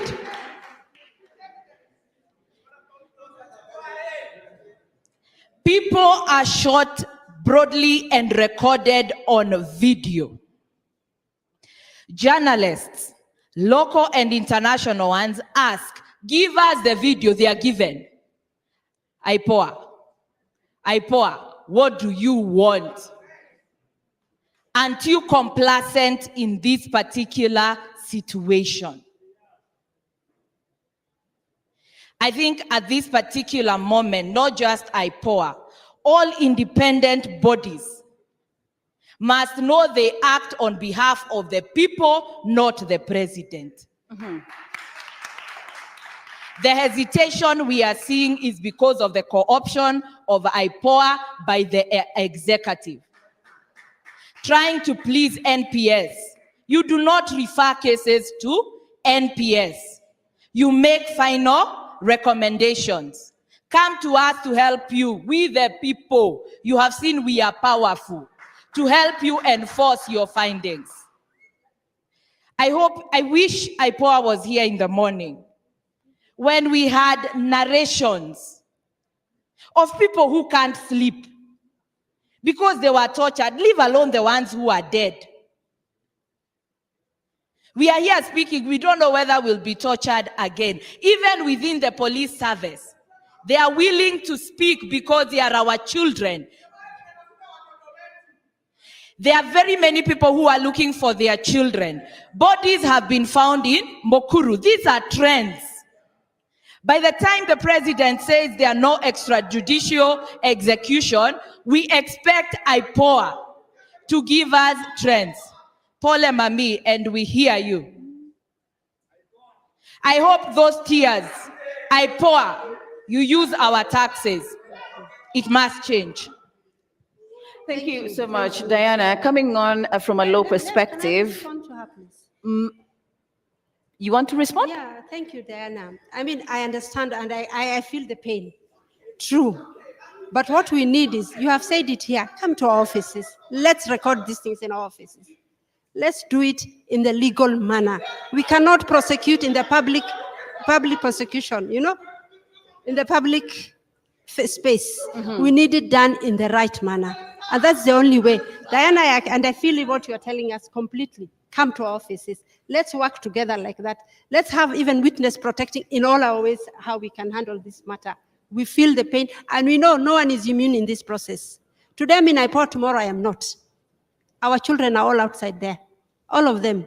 So we cannot say this is our one issue that we can ignore. We cannot. We need help. We need all kind of evidence that we can have, so we can push this issue forward. We are all together in this. There's no way that I'm saying that it doesn't happen to anybody. It's all of us inside this thing. And nobody is going to say that we are safe from it. So what we really need, let's come together, let's work together, let's push this agenda forward. We have shortage of resources in our IPOA. We are overstretched. We cannot be in every sector, but if we partner with social justice centers, if we justice with everything else, we'll be able to move forward. Yeah. Thank you so much, Commissioner Fatma. Coming back to Tess, if I may have your attention, Diana mentioned an inquest, and there is the issue of reparations. Is it enough for people that were tortured and even experienced the impact and the effect of the protest to get justice? Is it enough? Thank you very much. It is not enough because it is not being done. If I may retaliate, the mission of IPOA to conduct impartial and independent investigations, inspections audits and monitoring of the National Police Service to prevent impunity and enhance professionalism in the interest of the public. We the people, the sovereign of this country is we the people. When that inquest was supposed to be done, they are not doing it. They are telling us to go to their offices. We are in an era of social media. We are not in 1972, where when someone is brutally killed, abducted by the police, it cannot be seen out there. Bodies are being found everywhere. Today, bodies have been found at Mukurwa. Are they investigating? Are they acting suo moto? Yet it is an independent body that can act suo moto to process those inquests. Are they doing that? She's saying that they don't have the budget. Have they come to the Mwananchi to tell us that? Are they waiting that when we need them, it's when they come and tell us that failure? Why are they not doing what they're supposed to do? It is not enough until it is done. Thank you so much. Joshua, coming to you, you are a victim. What support do you need, not only you, but also from your family, because they experience the whole ordeal even as you get abducted? What do you think are the initial supports that you need, you and your immediate family members? Thank you. I think before I get to the question as to what support I need, myself as an individual and the family, let me speak to this issue just a little bit. A few days before we got to Thursday, the second biggest protest, so many MPs in Parliament were saying that these are photoshopped, photos have been photoshopped, and these are not real figures, these are not real protesters. These are just, young people young children. They were actually calling us kids from middle-class families who, with Uber and iPhones and everything, until they saw the real deal on Tuesday, the 25th of June. So there's that illusion at IPOA. They're still imagining that these abductions are not real. They're still imagining that, these people go missing and then they are found dead or some found tortured. These are just jokes, all right? Even with the bullets in people's bodies, they still think this is a joke. Or they think there's a special group of people somewhere that are not the police or that are not being, patronized by the government that are doing these killings. So the IPOA live or they are working, I don't know whether they're working really, under an illusion that these are false abductions, these are false killings, and probably I think in their heads they think no one has been killed so far by the police, because they want the victims, all right, to present evidence. They want the victims to come and report. How can a dead person come and report at IPOA? How can a dead person actually come to you to report? Today I've seen they've given about 14 names. I've seen the post they made about 14 names calling us to, I think I was one of them, to go and report at IPOA. Did you even mind that maybe some of us are not walking? I remember the first day I could not walk. When I was picked, I could not walk. I could not speak. All right? Or are you going to wait until all of us are fine, can speak, can walk, so that you start when everything is all cool and now you can hide behind all that calmness? I think it's time we just call them out. And all of them should go out, should go home. Now, as to the support, and I don't want to speak just for myself. I am very alive to the fact that most of the abductees have not come out to speak, which I understand. I also have a right. I should have been resting somewhere on the bed and trying to, to heal. Right now, someone is hugging me here, and someone can't hug you because your body is not yours. But I'm coming out because I know if no one is going to speak to this issue, then we shall be sanitizing the government by our inactions. So then it is just important that we speak. That is why some of us are coming out to speak. Not that we are okay, not that we are fine, not that we are fully healed. We are not. But because we want this in the heat of passion, when still we understand the importance of all these slogans we've been chanting, we have to come out. I am under the care of 2 people currently. And every once in a while, they come to check on me. Sometimes I shout in the night, something I've never done before. I don't know whether I used to do, but people who used to be close to me never told me that I used to shout in the night. The very first day when I slept, well, I couldn't catch sleep, but when I went to sleep, I fought someone who was sleeping next to me. Just woke up and fought. I didn't know this was happening. They reported to me the following day. I've had serious issues of sleeping. Sometimes I just zone out. All right? So, number one is we need to be supported psychosocially. We need to, of course, I've started conversations with some counseling psychologists, but I don't think all the abductees have a pleasure of getting such people. So it is important that this is brought to the attention of everyone else, that we need to be supported by counselors, counseling psychologists, psychiatrists, and everyone else who can support us mentally. Those of us who've incurred charges in hospitals, I remember the first day when I went to the hospital, we had some charges that we incurred. Mm-hmm. And afterwards, I've been going to the hospital. I've gone to the hospital like 4 times now. Every time going for reviews, every time going for checkup. And my left arm is still not functioning. Why? Because I don't know really why, but they can't find what's up with my arm, especially the upper part of my left arm. So such things, you don't really know what's happening. Maybe we are going to the hospitals where they can't get to know what's up. If we could just afford to go to a better hospital, all right, where such things can be checked, where such scans can be taken, so that we get to understand what's happening. Some of these people will be coming forward, and you may think they are okay, they are walking, they are okay. But deep down in their bodies, they have some injuries that they cannot show you. Also, I think it's just in order that the mental torture that we've gone through, and this is not a burden I'm going to put to the general public.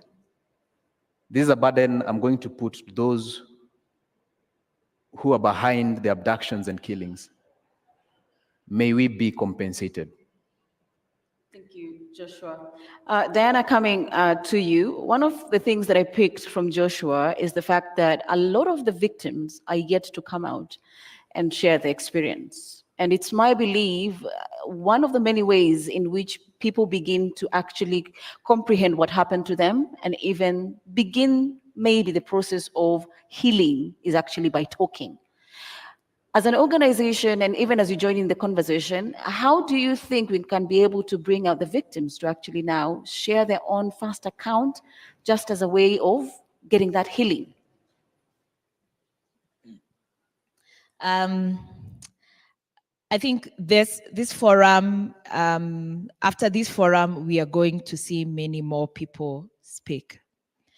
Because one, my experience with all these processes of extreme violence, torture over the years is people self-alienate immediately. You can't believe what happened to you. And most of the time, remember, most of them were abducted and they were blindfolded. You felt so alone. So you want to stay there. But listening to one account, so for the victims who've come today and shared their account, they have opened the door for many more to start speaking. But we will organize as many sessions of solidarity, of counseling, of listening to every victim wherever they are. And allow me to acknowledge, I don't know your name, Mami, but we feel your pain. Tabitha, we feel your pain. Tabitha clearly is looking for her child. who has been missing and took part in the peaceful protest. You can see her pain. There are very many parents whose children are missing. They don't know where to search, but you can't silence a mother who does not know where their child is. So the more we keep speaking and spotlighting these stories, we will create avenues for that. And I'm aware the social justice working group, police reform working group are creating all these spaces, and we hope we can reach out to the professional counselors group to take on this particular issue. But allow me to urge the member from IPOA. The act is very clear.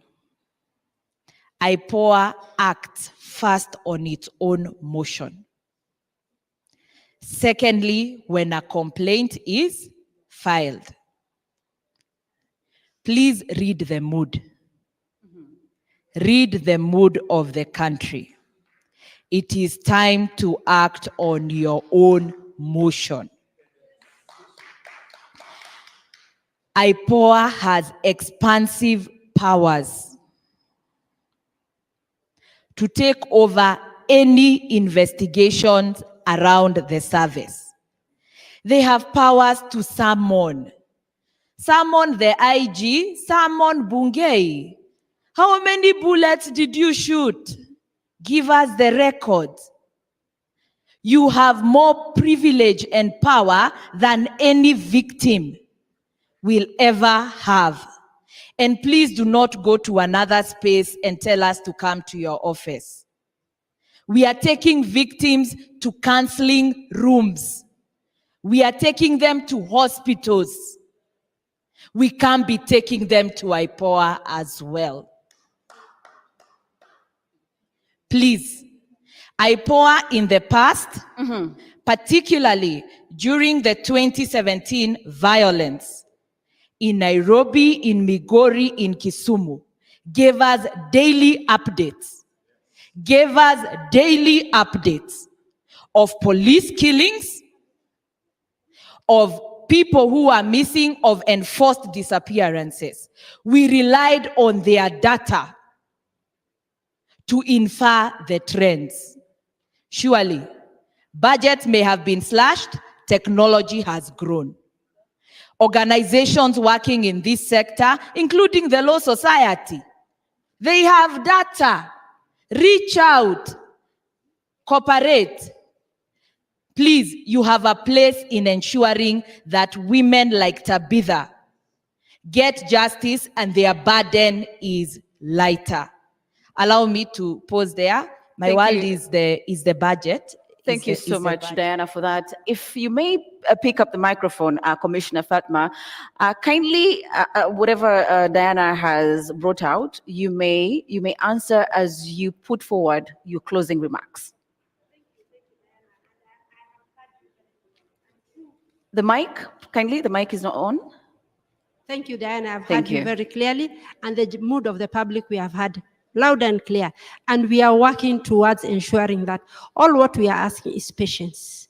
And for true, I know time is not there. You're saying, no, there's no time, but time is there. Because at the end of the day, what do we want to achieve? We want to achieve justice. We want to achieve the person who is responsible, even if it's going to be the IG, and definitely it will be the IG, he will be held accountable. That's a must. It will take place. Maybe it might not place today, but it will. That is want to assure the public that we conduct very credible investigation, watertight.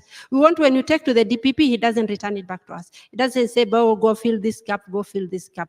We'll come to your spaces. Please open up to us. When we come looking for you, don't hide yourself. Don't say, no, I'm not going to take. And we want to assure you very clearly that for sure, we will protect your identities in terms of witnesses. I know you're saying victims are dead, they can't speak, but they have relatives. They have, and we don't want to have dead people, to be honest. We are looking for a process that we all inclusive. You all support IPOA. IPOA needs the public support in terms of getting funding, in terms of getting all issues that are needed for us to ensure that justice is served. It will be served.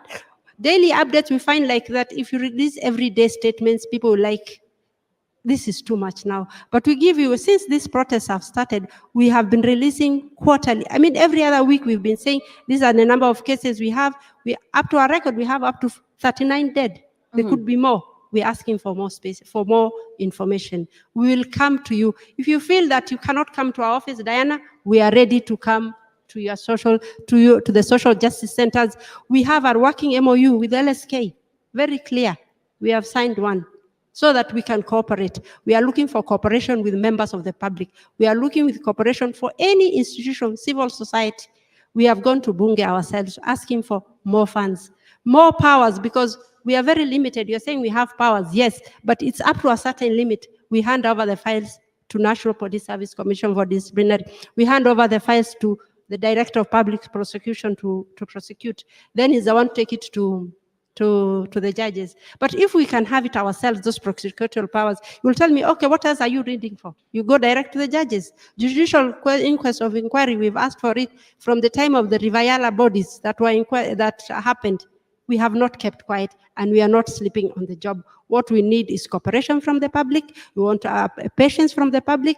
I know you'd want answers immediately. You want us to arrest so and so. We have no powers to arrest, but we are asking for every information. We write to the IG on a daily basis to ask to give us, like when we are monitoring, when we say we monitor police operations, we monitor and investigate police operations. And when you investigate, you monitor the operations, you ask them to give us the deployment. Who was on that street? Who was on that, the deployment for the officers that were taking in that process on that day. So those are the things we are looking for. Here we're asking to come to us. We also have a psychosocial support system that can help, because we all need it ourselves. Even hearing from you now, myself, I think I also need counseling, because it's too much to bear. And we're all in this together. I'm sure today when we go home, we'll all feel and say, and you're not alone. You are all in this together. So that's my closing remarks. Thank you so much, Fatima, Commissioner Fatima. As you take up the mic, Tess, kindly give us your closing remarks, and picking off from what Commissioner has said, they're looking for cooperation, they're looking for information. Thank you very much. In the public eye, the last time we had faith in IPOA, as she has mentioned, was 2017 and 2018. If IPOA wants to redeem itself, she is saying that they give us weekly updates. Why don't you give us daily updates? These killings are being done every day. These abductions are happening hour per hour, not weekly. If you want to redeem your image to the public, remember you are acting on behalf of the public from the delegated power we gave you as we the people. Give us those daily updates. We do not wish to see updates tomorrow on Twitter, the IPOA Twitter handle saying we could not trace Ogunda to record a statement. You can find Ogunda. You can find those abductees. Yes, we do have an MOU with LSK, but have they written to us to help them to get the information on the ground? No. So if IPOA wants to redeem itself, please take up the mantle. Do your work independently as per the powers you've been given by the people of the Republic of Kenya through the IPOA Act. Go on the ground, investigate, get to know. And I'm sure once we start seeing you on the ground, we will willingly come, restore your image, and we will willingly cooperate, because we want, as we are saying, we do not want dialogue. We want action. We are tired of dialogue. We want action. If we start seeing action tomorrow, all of us will flock at IPOA's office. All of us, myself included, because we have been victims as well. We've been followed by plainclothes police. We don't even know who they are. But if I go and nothing is being done, so that is what we are asking. Just do the work, and as Kenyans, we will cooperate. My final submissions. I'm speaking as an advocate and also as a member of the Republic of Kenya. And as we want to ask Dr. Ruto, the president, as you go to bed tonight, remember the words of J.F. Kennedy. It is not about what your country will do for you. It is about what you will do for your country. And realize what the people of the Kenya are saying is what we want it done. It is not about you, it is about the people of this country. Thank you. Thank you so much, Tess. Before we come to you, Joshua, for your closing remarks, I'm meant to understand there are some burning questions from the audience. If we could get brief questions, briefly state who you are and your question, and then we could get the ball rolling. And to whom is that particular question directed to? So yes, Mama, let's begin with you. Okay. Majina zangu naitwa Tabitha Wanjiru Kailo. I'm looking for my son. Sijui kwenye yako. Simu imekuwa mteja from date 18. That's the last time we talked to him. Na juu ya hii mambo iko, I was calling kumwambia kuongea kuhusu maandamano. Na ndio nikapata mtoto wangu hayuko ako mteja. From that time nimekuwa nikizunguka. Nimeenda hospitali zote zenye ziko around, alikuwa na Kamweki. Nimeenda hospitali zote, nimeenda mortuary, nimeenda police station.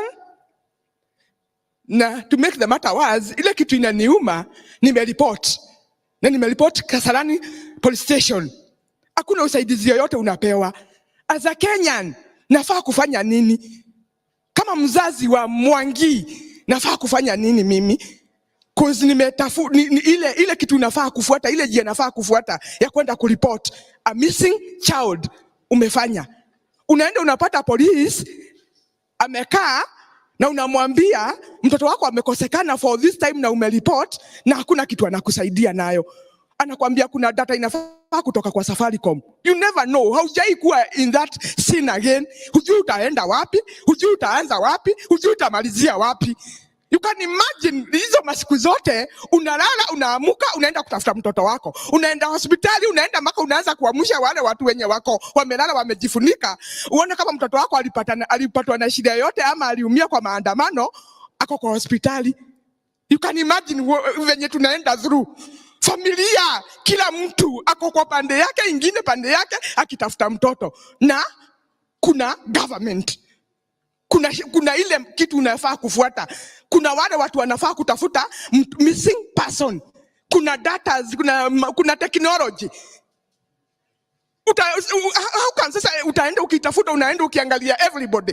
Uangalia kama huyo ni mtoto wako. Utafanya nini?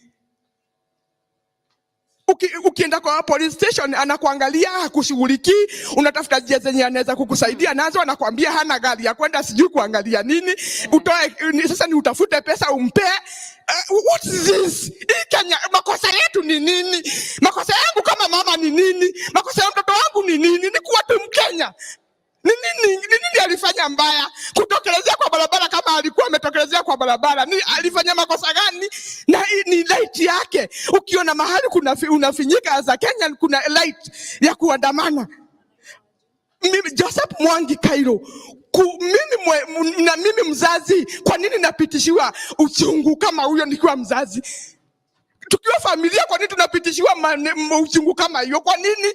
Si tunafaa kuwa tumesaidiwa. My question is, na zizo na direct to wakubwa wa Kenya hii. Kama ni mtoto wa Ruto angekuwa amepotea, all those days angekuwa saizi amepatikana. Juu kuna venye data zenye zinafaa kutumiwa apatikane. Lakini juu ni mtoto wa maskini, na lakini ni maskini Mkenya, ama Kenya ambaye niko na national ID ya Kenya. Mtoto wangu ako national ID ya Kenya.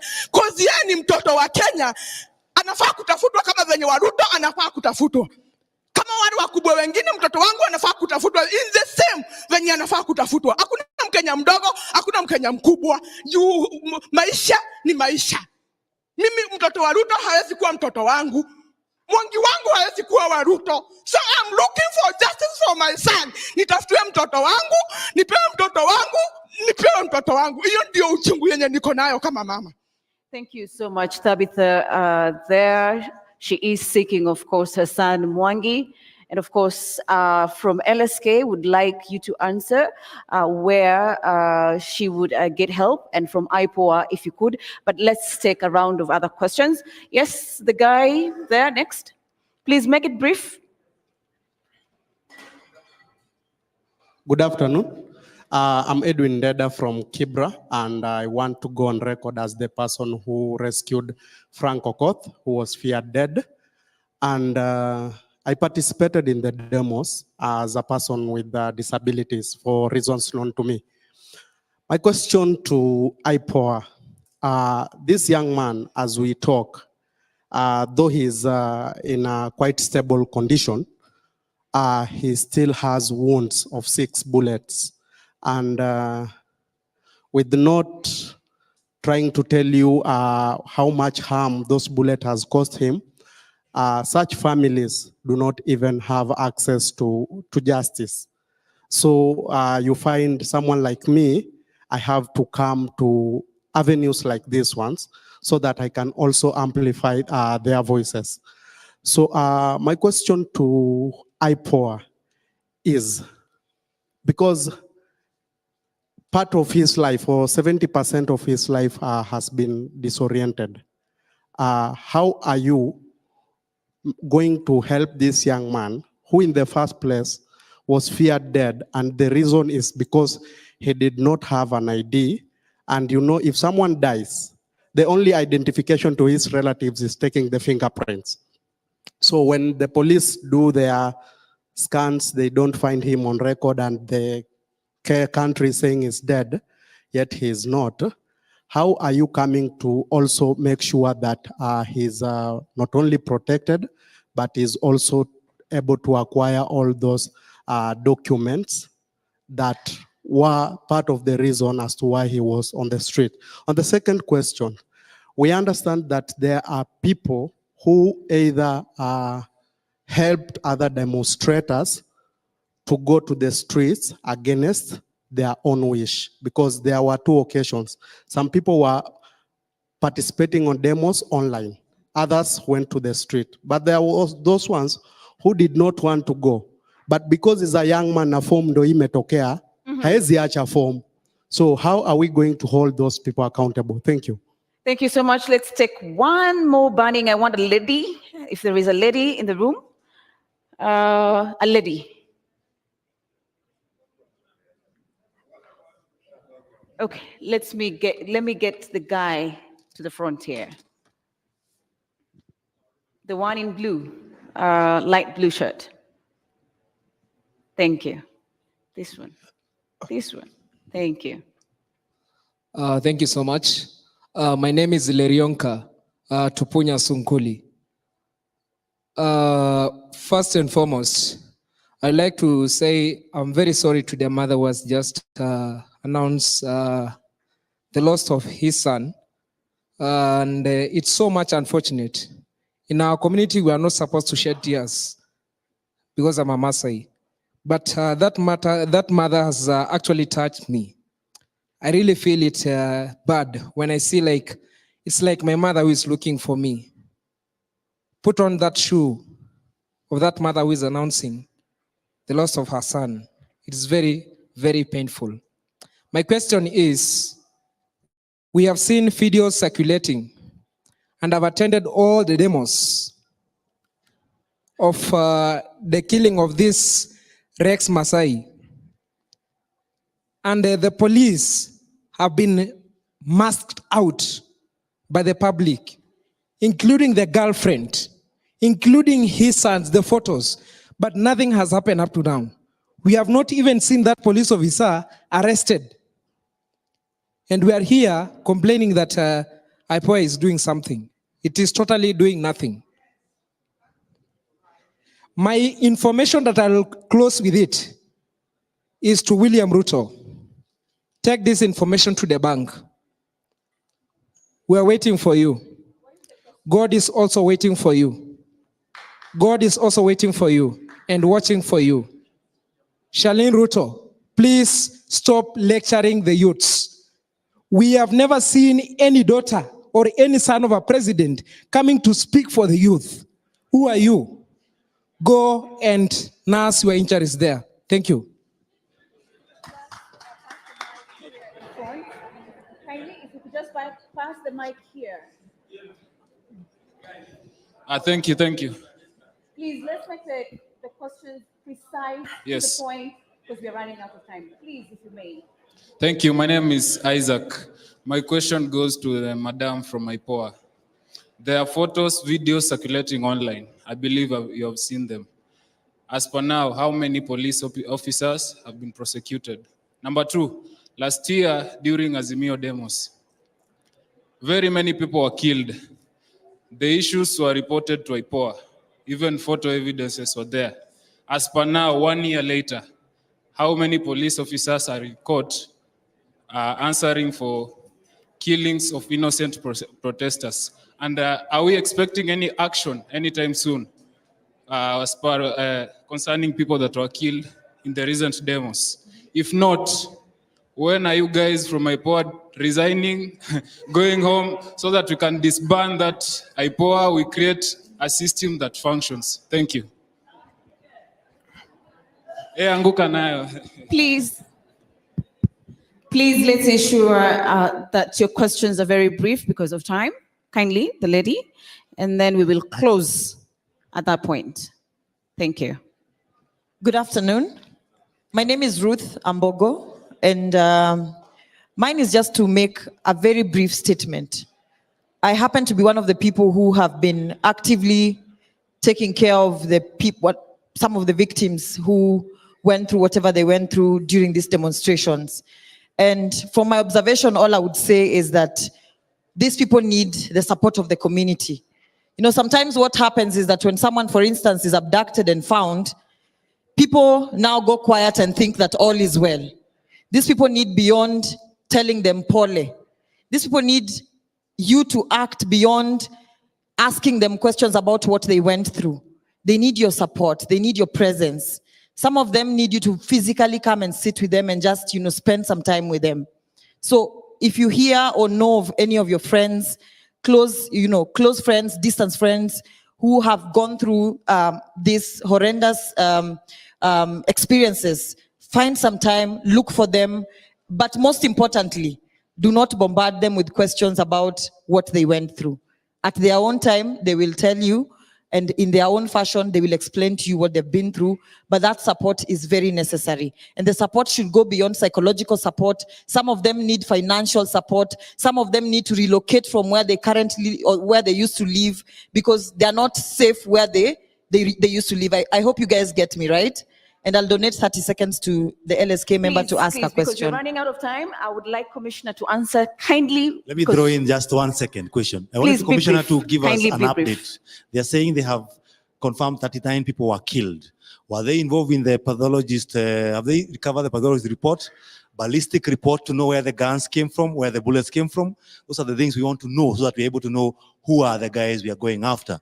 So they're not just stories of action. And so we want to know, what have you done with the data? Thank you. Thank you so much. So please, Commissioner Fatima, if you could, a lot of the questions were directed to you. The first one from Mama Mwangi, if you could, as IPOA, as an oversight authority, how can you help her to find his son? And then there was another one that was directed to you from a gentleman that was seated in the middle. There's a guy that has lost much of his ability to do anything, 70%. How do you ensure of his safety even as he continues to give information to IPOA? And what are some of the financial support from your organization that you can be able to accord the guy? And then the other question that came from the other end is, what are some of the cases as IPOA has instituted so far, and how many police are behind bars? Thank you very much. Mama, I feel you. As a mother, I know what you're going through. And I just want to assure you that we'll work together. We'll see how best it is that we can help you so that we can also get your missing son. When it comes to the issue of Rex Masai,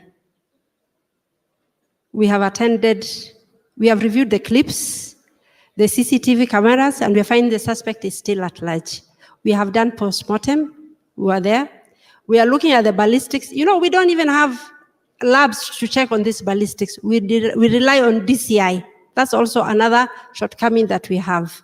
So when we get DCI examining the same ballistics that they are using, it becomes a bit difficult. That is why during the task force of the Maraga, we recommended that the DCI forensic lab gets out of the DCI. It becomes independent. Those are the part of the reforms that we need as a country. For that way, we'll be able to analyze. So when we attend, we are not able to get ballistics. It becomes very difficult. What we're in the process and seeing how best. We have written letters to the IG to ensure that we get the correct number of details of what is missing in our report. In fact, the case of Rex Masai, we are almost closing in.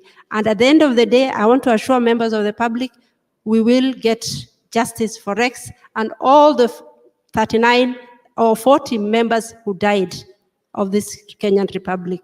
Postmortems we have attended. We are recording statements. At the end of the day, we'll assure you that we'll have justice. I think that's where I want to leave it at. Thank you so much, Commissioner Fatma. LSK, be brief in terms of what are the helps that you can be able to give in relation to Thabita, who is seeking her son. Thank you very much. My mother, it is unfortunate that for the past 2 weeks, you have not been able to sleep because you don't know where your son is. In law, we have a recourse of habeas application. After this, we'll be able to come and get in touch with you, and we get all the details, and we proceed to file a matter on habeas application. Because as it has been narrated, it happened during the Mandamano, and it is known it is the police who are abducting. So we are going after them in that habeas application to produce him. Thank you. Thank you so much, Tess. Let's get the closing remarks from Joshua as we wind up this session. Of course, the discussions are ongoing on Twitter, formerly now called X, so you can continue the conversation there. But Joshua, on your closing remarks, what is your call on action to the leaders that are listening and watching today? IPOA, the members of IPOA, your difference, the difference between you and CSS is just time. So, the former CSS, yeah. So please get to work. Don't be lazy. Do that which you're paid to do, because you are getting your salaries from the Kenyan people. To my fellow young people, especially those who were abducted and found alive, I would love to encourage you to come out and speak. Because if you don't speak, if you don't tell people what is really happening, what this government and the police are really perpetuating, then no one is going to know the dark side of the police and the government at large. To everyone else, do not be deluded by the two things that have been done. Do not be cheated that because the cabinet secretaries have been dismissed, that because the finance bill 2024 was dropped or rejected, then someone is meaning well for you. They are not. Because if they did, we would not have gotten to a point where after killings, after abductions, after torture and everything, then the perpetrators are calling for dialogue. If they wanted dialogue, that should have been done way before. If they indeed meant well for the people of Kenya, and they wanted to engage the young people and act upon their requests and demands, they should have done this. I mean, to the very latest, should have been the first Tuesday when we went to the streets. Otherwise, they waited for a second protest, a third and a fourth, for them to act and to tell you that we are going for a dialogue, it's not going to work. They have not changed. They are the same people. They are the same people, the same characters, and they will be making the same decisions. Right now, they will make something that makes you happy to make you think that they're going to change. They're not going to change. Let us heed to the call to focus on the bigger goal, which is an overhaul of this government, and let them go home. Because ultimately, no condition is permanent. Ruto must go, and this is a just cause. And when the cause is just, conquer we must. Please help me say that. When the cause is just, when the cause is just, when the cause is just, when the cause is just, and indeed we shall conquer. Thank you. Thank you so much, Joshua, for that powerful closing remarks. At this point, I'd like to close. Oh, you did? No. Oh, thank you. Mine is twofold. One, in addition to IPOA, the NIS is also supposed to have a similar oversight body under Section 66 and 67. It has never been operationalized despite numerous court ruling. The National Intelligence Service, that's a major area. Then the second area is, and the chair of the student at KSL has clearly indicated that this revolution is being given to us with a lot of trickery and treachery. When the president rejected the finance bill, we all felt a sense of a win. But the following day, he signed something called the Appropriations Act. That gives him full powers to spend the budget that he created with the wrong priorities and so on. He said he needed to do it before June. People, that is a lie. The Constitution anticipates that we can close a financial year without an Appropriations Act. And thereafter, the government will only be allowed to spend 50% until a proper Appropriations Act has been passed. He has said he will amend it using a supplementary budget. Supplementary budget is for additions, not for deletions. Please, let us demand a new budget that has the people's priorities. Otherwise, he still has all the money to continue violating us. Thank you. thank you so much, Diana, for those closing remarks. We thank you for sharing and the discussions that we've had. And we wish you well, Joshua, even as you seek justice for what was meted against you. So at this point, I'd like to invite the LSK president, Faith Odhiambo, to come and give her closing remarks. Thank you so much.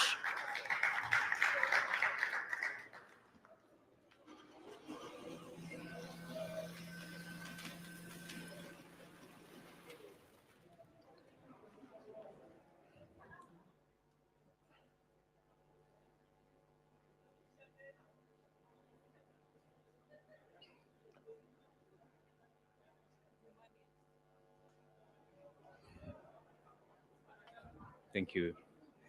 Good job you're doing. How are you?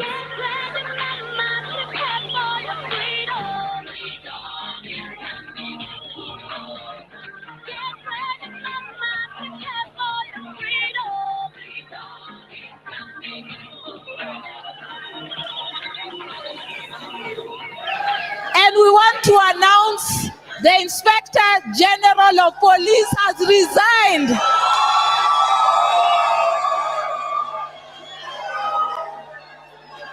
People's power, people's power.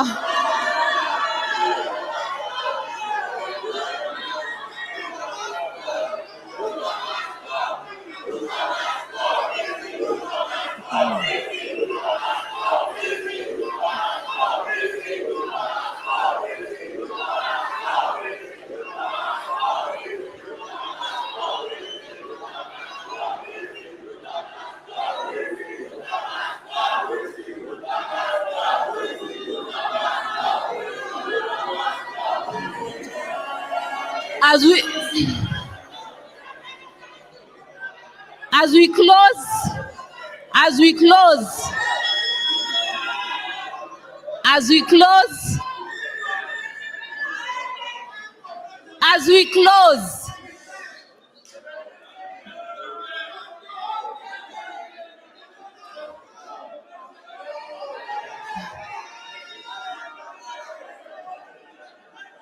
as we close, give me 2 minutes, 2 minutes, 2 minutes.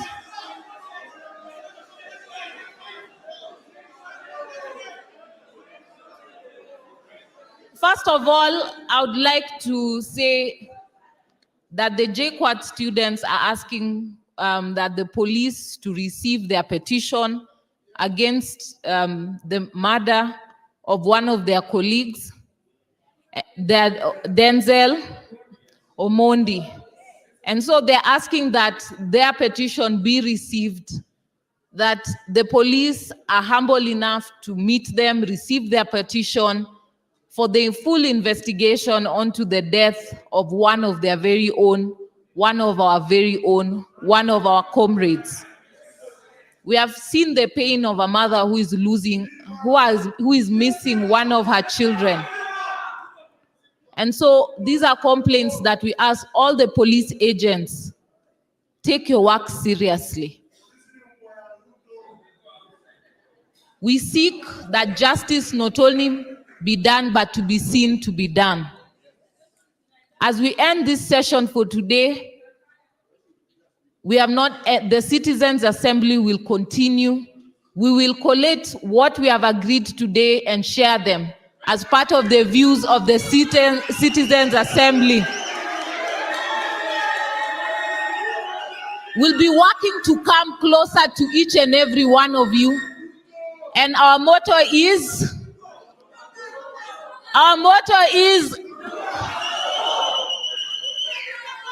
we are leaving no man behind.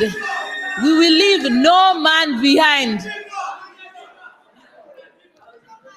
So we invite one of our very own to end this session. Wenye hawatusikii tutafanya nini? Tutaanguka nayo. Viva, comrades, viva! Viva, comrades, viva! I want us to take a 1 minute moment of silence for all the lives that we have lost. We are going to say their names, and when we say their names, you're going to say viva in their honor. Denzel Omondi,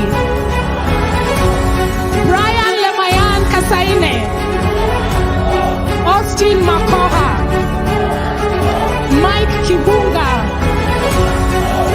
Kelvin Madanga, and all the people whose lives have lost. Tutasonga kwa mapinduzi, tukomboe hii Kenya na wananchi wote. Social justice tupe uwezo. DJ. Haya, tutaimba wimbo wa mapambano. We'll raise our left hands in honor of our country.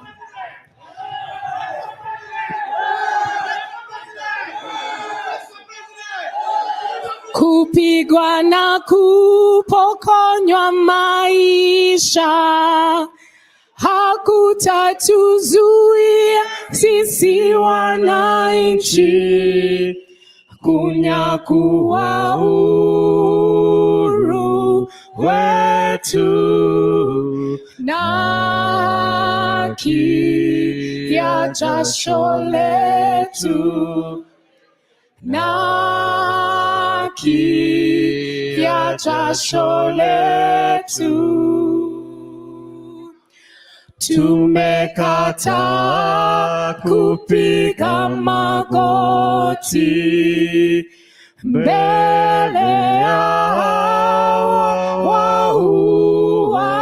wauaji. Bila shaka sisi pia ni watu utumwa tumeikataa, hali ya utumwa tumeikataa.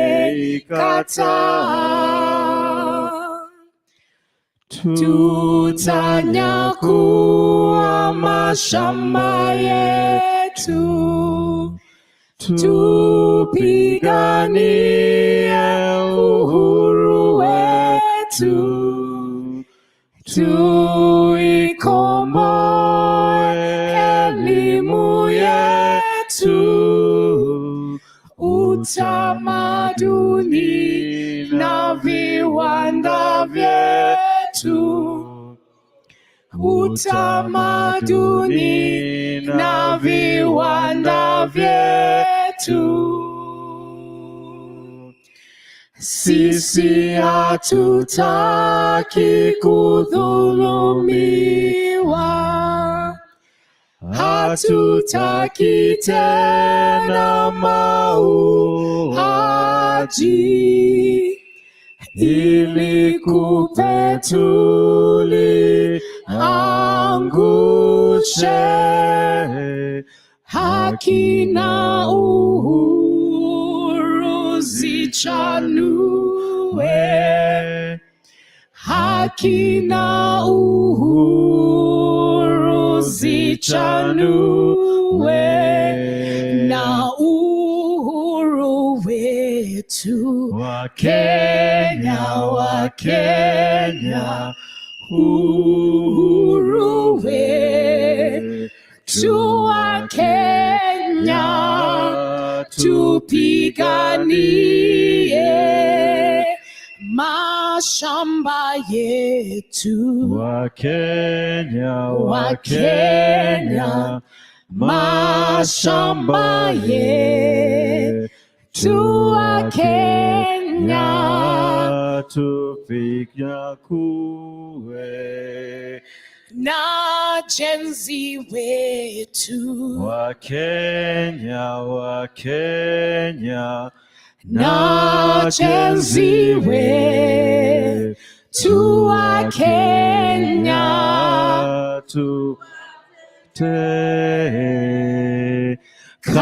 katiba yetu wa Kenya, wa Kenya, katiba yetu wa Kenya, tutekeleze.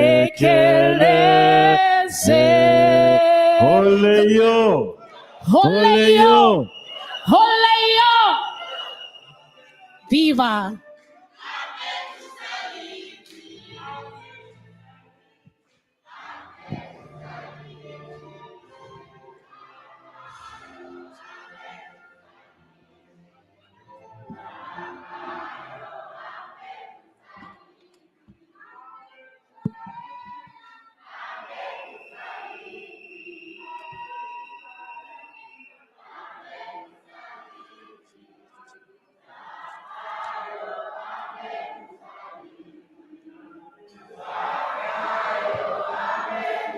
Wanaibia nini ya pisi yangu.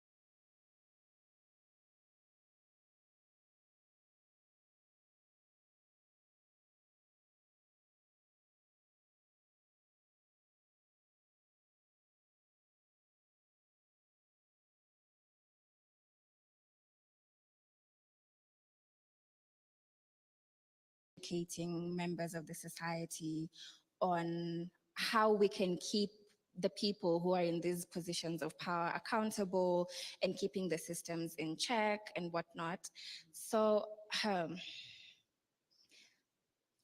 civic education right now, I think, is moving in the direction that it was supposed to be moving in previously.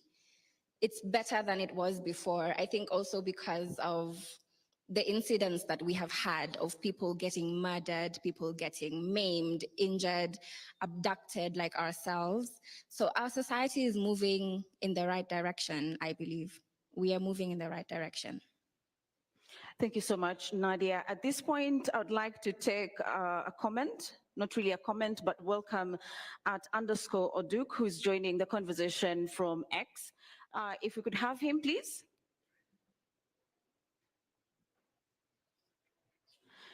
Okay, so we're getting him through. So at this point in time, we're just opening the floor for Q&A. So if you have any questions, kindly jot it down and the person to whom you want the question directed to.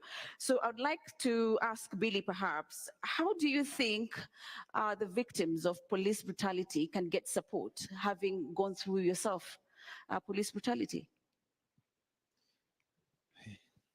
I think most of us need like a psychological evaluation, because the moment I was released, the first thing was to switch off my phone, because I'm still paranoid at how they located me, how they even knew my house, my door. Like up to now, my phone is still off. I'm using a different line. And I haven't been staying at one place. I've been staying at different people's places, because I'm still afraid, because I think that they might come back for me. So if you know anybody that has been through what we have been through, the best you can do is be there for them, support them, talk to them, because I don't think any of them want to be alone at this time. To you, Ernest, roping you back to the conversation from a law perspective, how do you think the demonstrations should be handled from the law perspective with those that are enforcing the law, that is the police, of course? Well, of course, we have to understand that a democratic society is the number one sort of dream that our constitution envisions.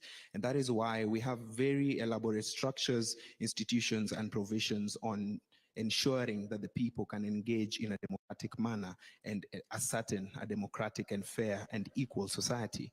Now, we've all had the conversations that have been there about Article 37 and all the relevant constitutional provisions under the Bill of Rights with respect to participation of the people, how the people are supposed to engage. And the reality is the people of Kenya have come to an awakening that, hey, these are our rights. We gave them to ourselves, and it is upon ourselves to enjoy them. And this realization is simply because the people that have been entrusted with ascertaining the protections of these rights have failed. You look at the duty of the police under Article 244, they have to uphold constitutional standards of human rights. But is that what they do? You know, when baddies are walking with water bottles and their iPhones and simply trying to talk about what their rights are, and you tear gas them, it's very unfortunate, you know. Advocates trying to uphold the right to fair trial, going to police stations to represent people who, mind you, have been unlawfully arrested. Then you tear gas these lawyers, not caring for their health, not caring for their duty to the people. Then what kind of setup are you trying to put in place? We find ourselves in a situation where we stand at the risk of those in positions of power choosing when to suspend the Constitution and choosing when to adhere to it when it suits them. And therefore, it is a moment of awakening where we as the people of Kenya need to come together.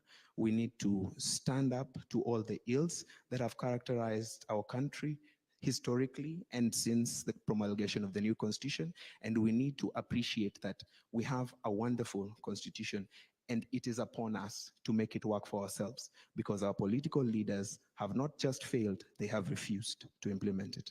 Thank you so much, Ernest. Nadia, just walk us through how this entire ordeal and experience has really changed in terms of how now you view life and everything else. My life has changed so drastically in the span of 1 month. I cannot even tell you. As Billy said, we need a lot of psychosocial support. The anxiety, constantly having to look over your shoulder, constantly being scared that people are out to get you. I also haven't stayed in my house for more than 2 days at a go since this thing started. Just jumping from relative to relative, friend to friend. I stayed with my partner also for some time. So it's crazy. As I was telling my story right now, I could feel like a panic attack was coming on, because as I recount those events in my head, I feel like I'm back there. I feel like I'm going through that again. So, Billy, on your end, how is it for you? It's not simple because you walk around, everybody knows you. From the news that you are missing, everybody wants to hear your side of the story. But at the same time, you are scared because, first of all, I didn't see those guys. I didn't see any of their faces. So in a way, I can't trust anyone. I'm a bit skeptic. And now my life isn't normal because my phone has to be constantly on flight mode, because I'm getting a lot of calls, relatives, they want to know how I am. So I always reach out to my mom so that she can at least tell them that I'm okay. But at the moment, I'm moving around constantly from house to house because I don't want to be found in my house again alone. Thank you so much. Ernest, from your end, from the Law Society of Kenya, perhaps are you looking at ways in which you can be able to get justice for people like Nadia and Billy? Well, I'd have to say that I wouldn't want to claim to speak for the Law Society of Kenya. But I would have to admit that it is important that those who are capable and are in positions to intervene, do intervene. And of course, I appreciate my relationship with the Law Society, and being a victim myself, I think it is in order that the Law Society takes an active position in representing these people and, finding redress. Because as they've shared, the experiences were not easy. Evidently, there are violations of constitutional rights, and there must be reparations. That is what we must agree as a people, we must agree as a society. There must be reparations, there must be consequences. So I would have to say that all the things that we have experienced should not go in vain. For instance, the day I was taken is the day I knew hot water tastes good. I ordinarily do not take hot water, but it was the only thing on offer, yeah? That was the day I was reminded of how it feels kupigwa kofi ya kisogo. I have not been hit on the backside of my head since I was 9 years old, and that's quite some time back. But those reminders came in, and it was a harrowing experience, but we have capacity. We have numbers, we have capability, we have courts that are not just prepared, but are required to make sure that justice is served. And I do believe that all the partners who have taken part in putting this together, the Citizen Assembly, will work as well to ensure that the necessary reparations are found for all the victims and all the families of those who lost their lives. Thank you so much, Ernest. I don't know if the people here have any questions to our panelists. If we could have perhaps the mic going round. If you have any question, just raise up your hand so that we can have an interactive engagement for our panelists here. Yeah, floor manager, there is a question there from the gentleman, and then we can have the lady to my left, the gentleman to my right. The first. Thank you so much. You please state your name and your question and to whom is it directed to?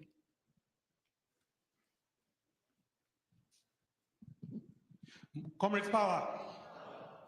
I don't have a question. I just would like to do something. Can I ask the three of you to stand up and turn around and face that side? I am used to giving instructions. I was in a school in a minute. Please stand up. Come as close to the edge without falling. Okay. Just look there. Don't look back.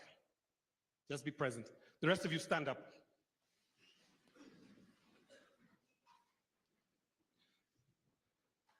I want you to imagine you are back there and all these people have your back.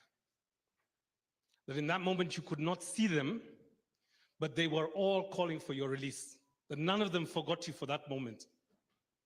And in that sense, be present to the fact that when we take a stand as human rights activists, we are never alone. There are 56 million people who are slowly beginning to find capacity to protect you. I'm not sure if this is a question, but we have your back.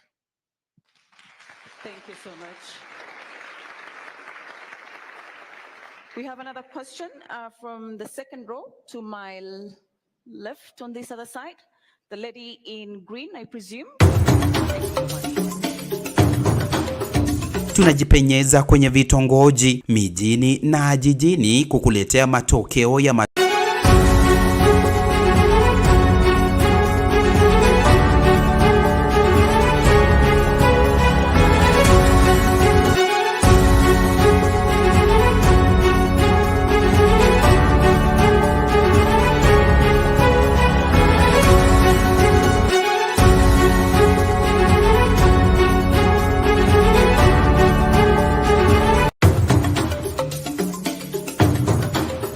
kwenye kilele cha Mount Kenya hadi mabonde ya Keio Valley. Hii ni Sound Kandi Talk.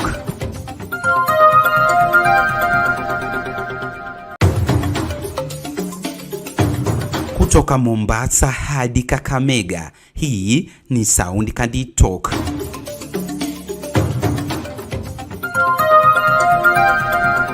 Okay, that is what we are saying. You had said earlier on, yes, that you don't want to see members of parliament impeaching a president. Yes. That should be left to the people. The people, yes. Do it themselves. Yes. But aren't you alive to the provisions of Article 1? Yes, I am alive to it.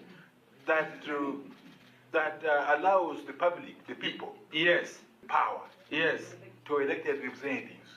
The wording which is used in that given article, Learned Council, if I may, if you look at the sovereignty of the people, it says that all powers, all sovereign powers belongs to the people of Kenya and shall be, underline the wording shall, mandatory, be exercised only in accordance with this constitution. The people may, optional,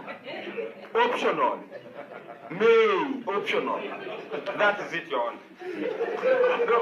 No, complete it, may exercise their sovereignty power either directly or through their democratically elected. So the wording, the conjunction may, I apply one. Thank you very much. Thank you, Madam Speaker. Yes, we are aware of the case of Stephen Bertrand Monyako, who was incarcerated on a case of manslaughter in Riyadh, and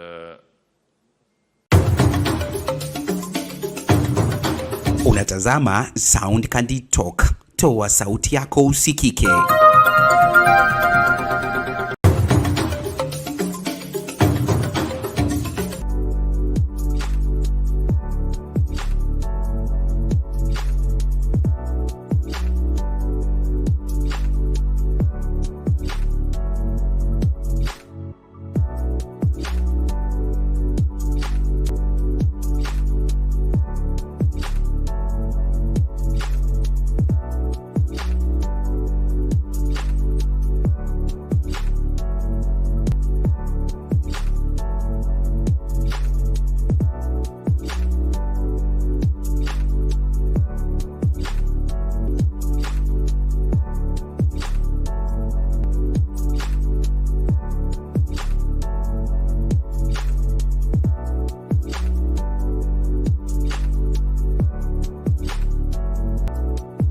Watch, share, like, subscribe.